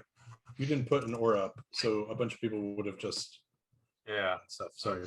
Normally, just so you know, and if you double click on your token, you can put auras on yourself. But like, why didn't that work? Why, Dressel? Why do I not see your aura?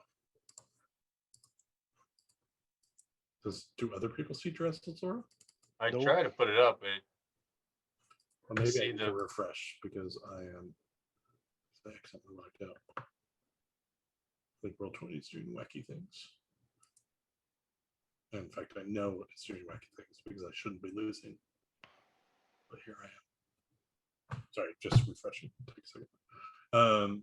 Anyway, so Ilvara would have taken at the beginning of her turn. She would have taken. yeah.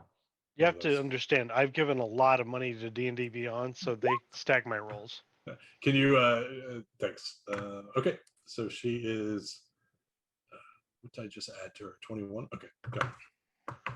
And I don't remember whether this guy had to do that or not. He has had to turn it. So Okay. he's yeah. He's after. I'm almost positive he did last turn. So, Look at that. We got the one guy that started his turn. All right. Here's a question I have for you. Is there any way I can drop a fireball on her without getting myself? fireball is 20. Yeah. I don't quite see it. No, because you also can't drop a fireball in the middle of a wall, and there's a wall over there. Oh, so that's a Drop wall. it in those. Drop There's it in like that a spider web behind her. Yeah. uh, I couldn't tell whether on a platform or whether that was a wall or what was happening. I'm so confused why we're not seeing the aura on Drezel. Yeah. I'm doing exactly like not like all of you should see it. I don't normally even turn that on. Okay, what would you like to do? I'm just double checking what I had. So I'm gonna probably so she already took that damage from the spirit guardians. Then I'm just gonna try and hit her with a burning hands then.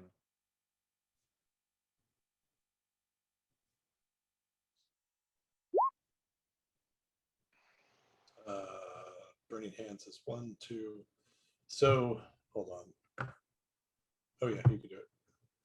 2, 3. And then we get the guy in front of me as well, I think, right? No, you can do. Sorry, I don't know if this is. I'll draw it here. I mean, oh yeah, you can. If yeah, you can. So you can do this, this, this. Those are the. It's 1, 2, 3 in a row.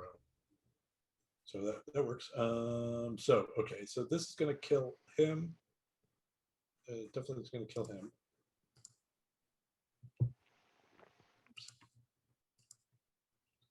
And then for her, shoot, I refreshed. So open all my screens. Dexterity. I have one last reroll. I might as well use it. Oh, And make it. yeah. So 28. Eight. Okay.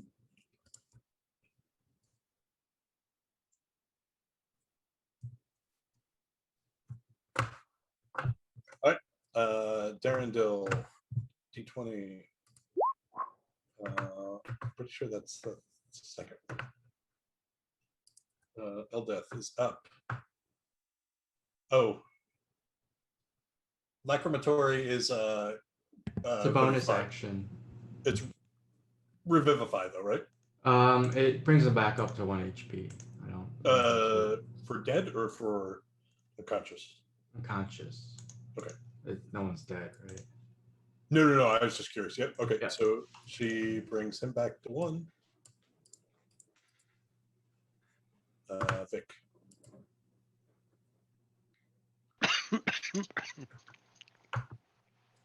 All right, another death save. Uh-oh. Uh-oh. That was First close. fail. Yeah, I'm glad it's not one.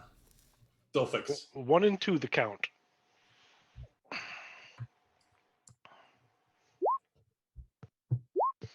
Hits. Not dead. Oh, probably done with boom blade. So you slice into her Dolphix, and the blade just finally goes through like her sort of immaculately crafted sort of spider motif armor through the heart or whatever you think it might be a heart.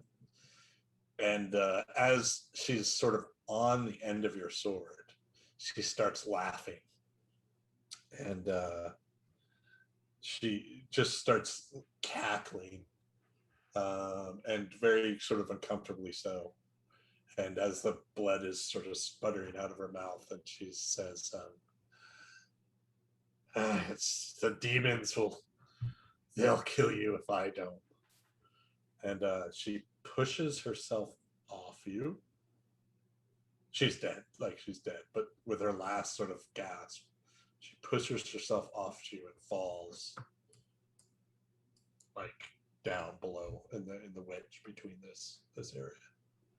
And you see, she didn't fall very far because there's spider webs down there, but she's just sort of like out there in the spider webs.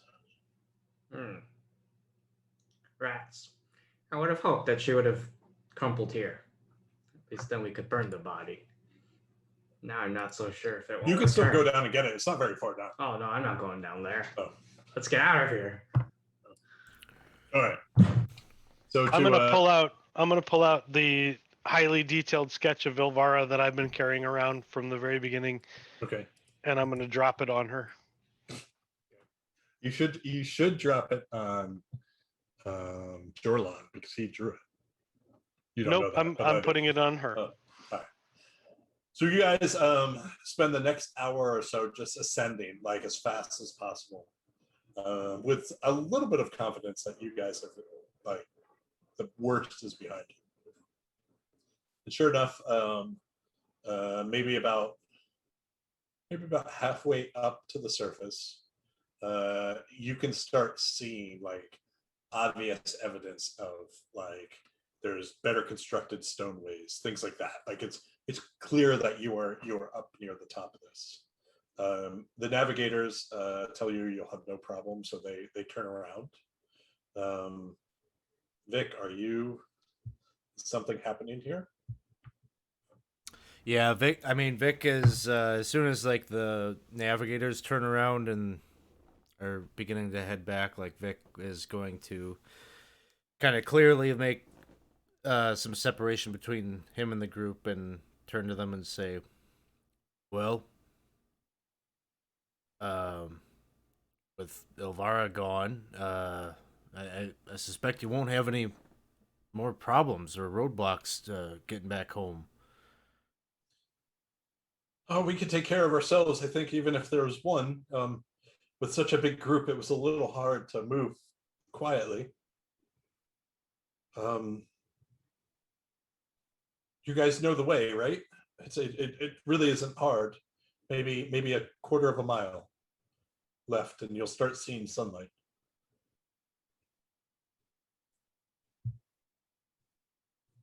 Well, I think I'll be heading back with back to Blingdenstone. With us? Yeah. I've taken a shine to the place, and truth be told, I'm not exactly sure where I'd go. Home isn't home for me anymore. My brother and sister are still out there. They'll be aware of if I just come back home. Well, I think that's a story I'm not really ready to face quite yet. I haven't really worked that through yet. The Dorbo and Steny have said you're always welcome. You're more than welcome to follow us back. Yeah, I figure there's We'll be a lot happy of to have you. work to be done yet, and it's a place that I felt me. I wasn't living in their shadow. I could take to the stage. People like me there. So I You'll think always I'll feel tall. yeah. I So I think I'll head back there and reflect on things. Figure out what's next for me. Eldeth comes up and gives you a big hug, and thanks you for protecting her and being her friend. Well, you won't be without company, Vic. I will also be joining you on your return back to Blingdenstone.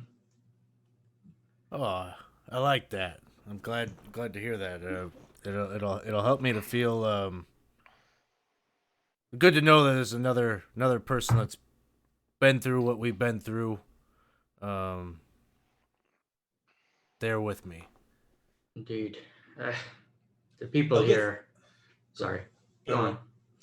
Eldith just looks like she doesn't say anything. She just looks really confused. So yeah, that's all. The people here I have grown a liking to, and I feel that my skills are most suited to assist them in their protection and establishment of their new city. And well, there is and then he takes out his battered spell book, and he says, there is some unfinished business that I still need to complete, and what led me down here. I confess to all of you, and I feel like I should be honest, given what we have gone through together.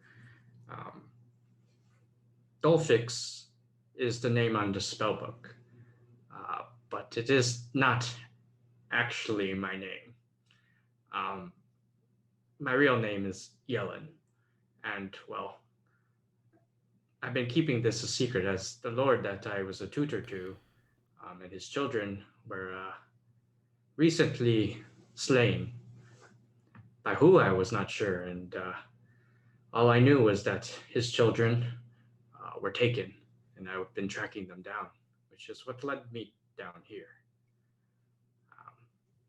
My family, they believe I died in the slaughter, but I still believe that the Lord's children, who I taught even at a young age, are still around. And I think perhaps these people here at Blingdenstone may help me locate them. So I will remain as well. I wish I would have known that before I worked Dolphix into all these songs. I'm pulling out my journal and like scratching out like gotta come up with some new rhymes. No worries. Dolphix is the name. It'll be fine. Ellen is dead. Dolphix is the name, I will assume. He'll still be Dolphix to you. It is the only clue I have to who slain my lord's house. This spellbook belonged to one of the mages that attacked our home. Well, I'm not coming with you. Me neither. But I no sleep underground no more. Eldith is like, me either. I mean, I'll sleep underground, but in my own home. I'm going to go up. I'm going to go take a long trip, check on my folks and see how they're doing. But I'll be back. I'll find you there again. Before I do that, I'm going to find a way to summon actual sunlight. Some magical item. I'm sure I can find something that will do it. And maybe I'll stay then. I never come back. This place, never. But I hope I see you again, Vic, and Dolfexelen, Yelenofix. You too. And I Well, hope Drezel, I guess it's you and me to the surface then. keep practicing your words, Drezel. Your common is already quite excellent. Vic, I have one thing for you. This is my bowl. I think you can use this. So put one more spell of light on it so you can remember me, and then when the spell is gone, I will be too. Vic's like You'll always have bowl. eyes are just like welling up with like tears as you like because he knows like this was your thing. This was the object that you got from back when we were imprisoned, and you could just see he like holds it up to his chest, and he says, "That means a lot. Come in, you big guy." And he just grabs you and big hug. I'll always cherish this. Responding kind. Vic, if you're not going to the surface, you'll get more use out of this than I will, and I'll give you my drow short sword, +1. Oh. It won't last in the light, so you should take it. I really hope I don't have to use this, but I agree. yeah, holding it. If I do, I've got Yellen here to give me a few lessons, and maybe he can teach me how to practice this just like he did those young ones. And if I come back, you can give it back then. Absolutely. I'll be a good steward of this for you.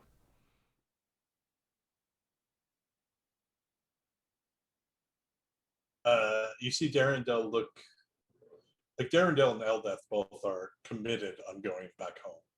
Like they are not in any way, shape, or form willing to go back.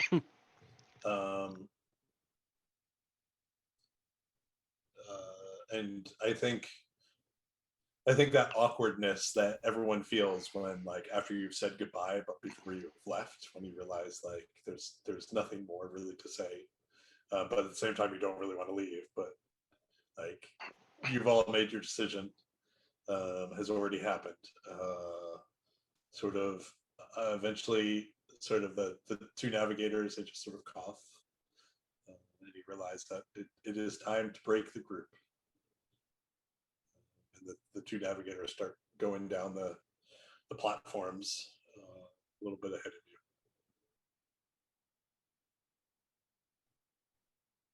Well then, I guess this is farewell. For a time. For a time. You guys be safe. So the group of you going up, slowly head up. And it really is quite close to where they left you. Is quite close to the surface, and you wander up, totally expecting sunlight, a little bit confused as the time goes on, and then you actually realize that it's pitch black. It's the middle of the night when you arrive up on the surface. Your timing is just completely off when you thought day and night was. But you definitely, before you realize that, you definitely feel and smell the cool, fresh air, the earthy smell coming from the soil and the forest above you. I'm going to pull out my trinket, which is a piece of crystal that glows in moonlight. Okay. And for the first time in months, it might light up. It does. There's a moon. It's a little cloudy, but there's a moon. I'll clutch it to myself, and breathe easily. And it is easy enough to sort of sit in the lip of the cave and basically rest until morning. For the others, you head back, and I would say it's probably the were-rats who catch you first, because they are the explorers outside, and they see you wandering back. At first worried, but then when you explain, elated that you're coming back. And so they, as you walk back into the city, you actually have sort of a coterie of were-rats following behind you, sort of excited to tell everyone that the two of you are back. And you see, as you walk in, you see it's probably Dorbo. Like Senny, you would expect this from, but Dorbo wouldn't. Just runs up and hugs the two of you strongly. Senny, of course, does as well, but Dorbo is sort of overly emotional that you guys have come back. We'll get back to you in a minute. what are the two of you up above as daylight comes? Are you headed off together? Or are you going your separate ways? I just want to be in sunlight as long as possible. It I'm is. gonna it- go I'm ahead. gonna look at Drazzle and see which way he's heading, but I'm heading south. I go south. South is warm. I want warm and sun. And my ultimate goal is Kalimshan, to get to my folks. Okay. So yeah, the next day, it is a pretty sunny and warm day. Stressel, you are very, very happy. And you guys head off. And honestly, at least for the short term, anything that you come across is certainly no challenge based on what you already have come across. I think Eldeth, as soon as you find some point of civilization, Eldeth has a little bit of a teary goodbye, and because she wants to go home, right? And it's not her home. It's not on the surface, but it's not the Underdark. And so she, 20s. Jet as you there, for those few 10 days that you're traveling, and um, she's just kind of walking with you them, all realize like that she's known him Darendelle forever. is rapidly like losing coherence. The things he's saying, the Have things you he's been? doing. Now that he's in the sunlight, the story just can't hold. He's in the sunlight, and he's struggling to keep the story together.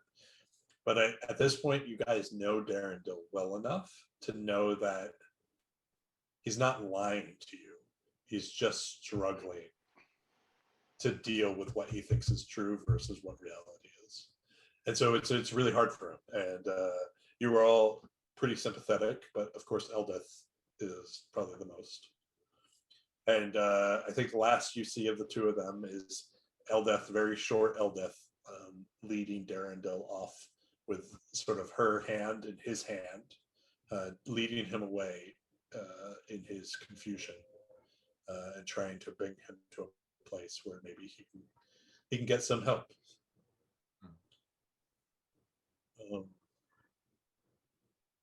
For those of you down below, I would only say that the next year, you guys all begin to see more and more signs, and particularly now that you at least know three of the things that the forces at work, right?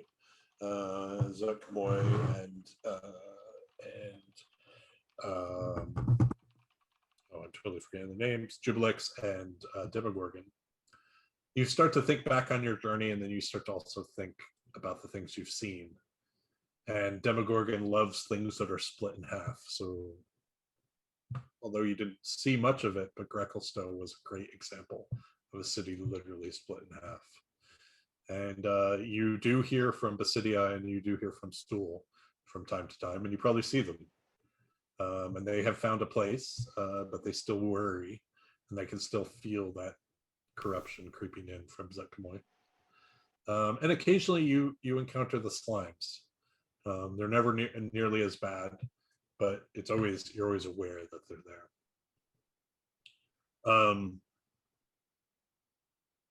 Will both of you make me one last perception check? The two people on Grekelstow. All right, Bleakstone. We've still got 3 rerolls. Yeah. Use them Do up. it. Ah, All right. I'll reroll mine if it's the last roll. Yeah. You know, why Yeah, not? I mean, you don't know it's the last one, but so I think you share like Dolphix. You probably share. Vic, I think you felt it at one time earlier too. This idea, this connection to the temple that you just can't explain.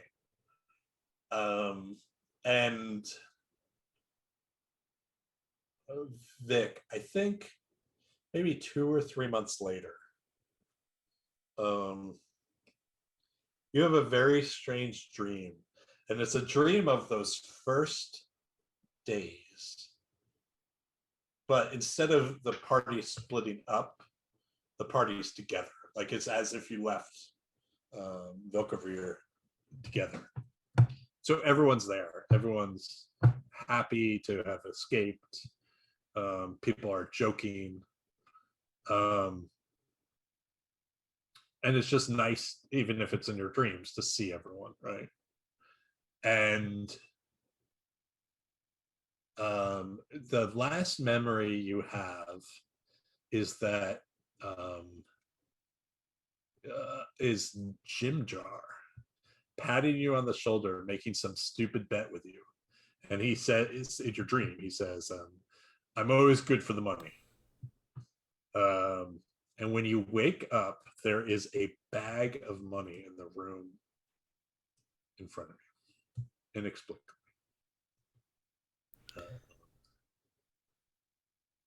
I would definitely like run to the artist formerly known as Dolphix and explain this and like, I don't know, like crazier things have happened, right? Like he was in my head, he was in my dreams, and then this bag of coin, like I don't have a lot of money.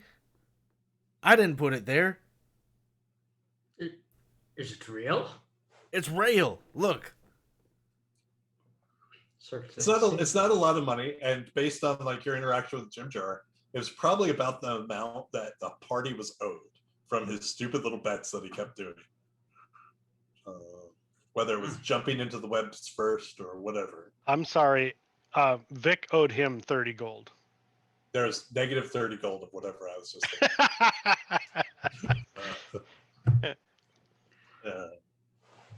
Well, it appears there's at least some beneficial mysterious forces at work here in the Underdark.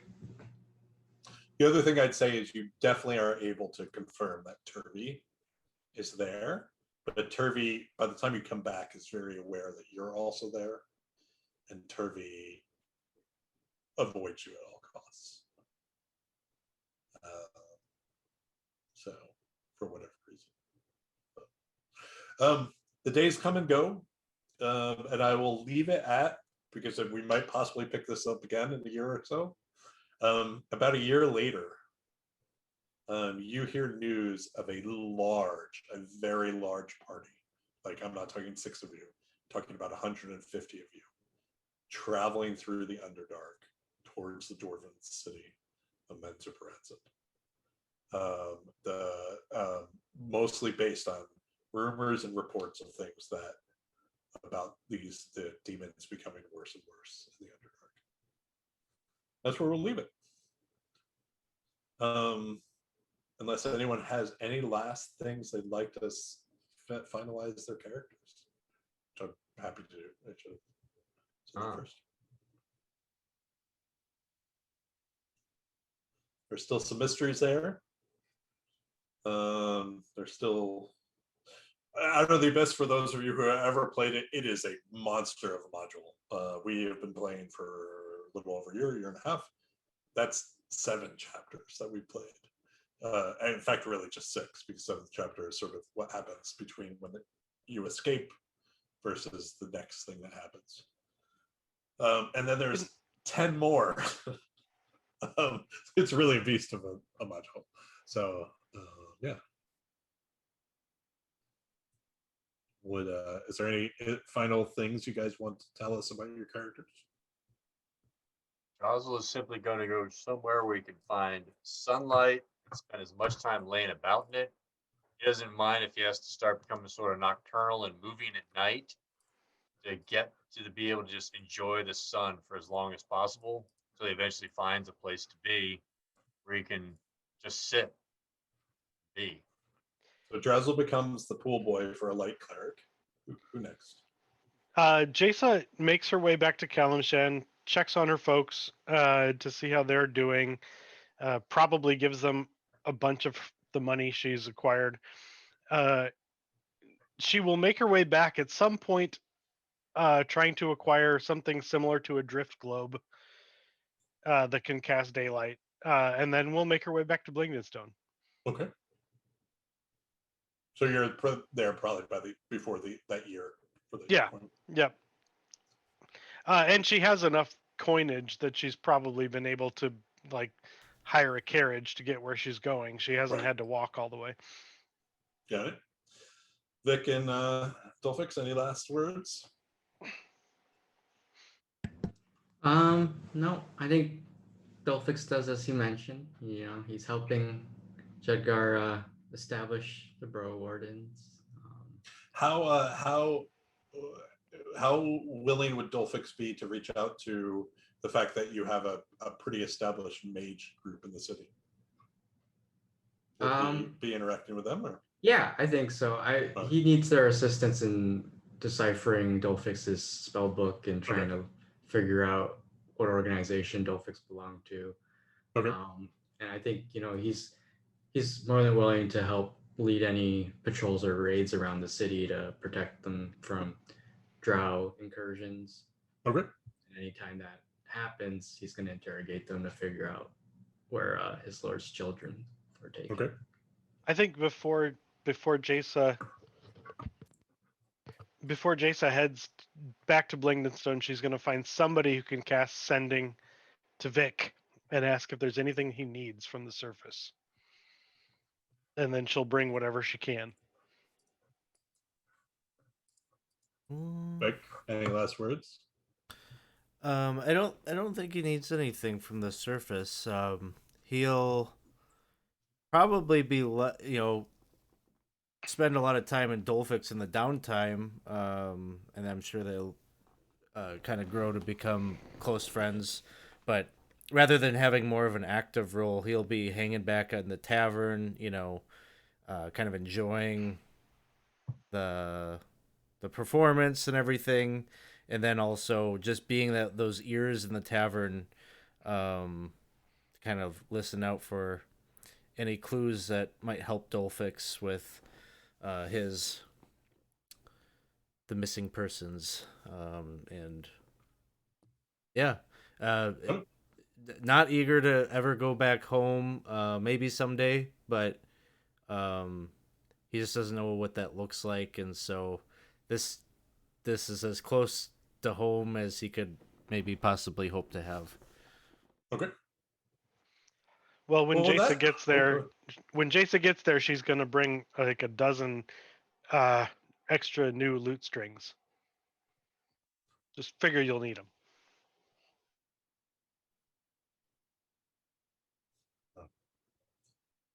Fine. Well, we'll close it there. Like I said, we may pick it up in a little bit.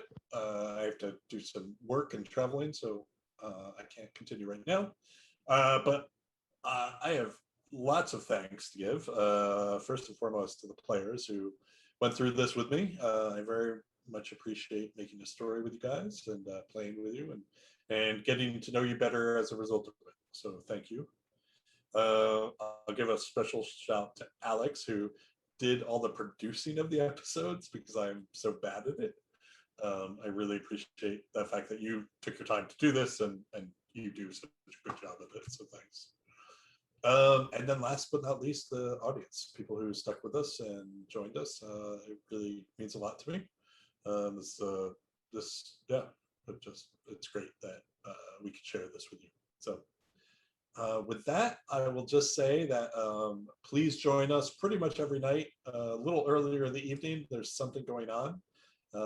And if you have not joined our Discord, I highly recommend. And you can see everything that's going on. So with that, thank you, everyone. And we will see you soon, I'm sure.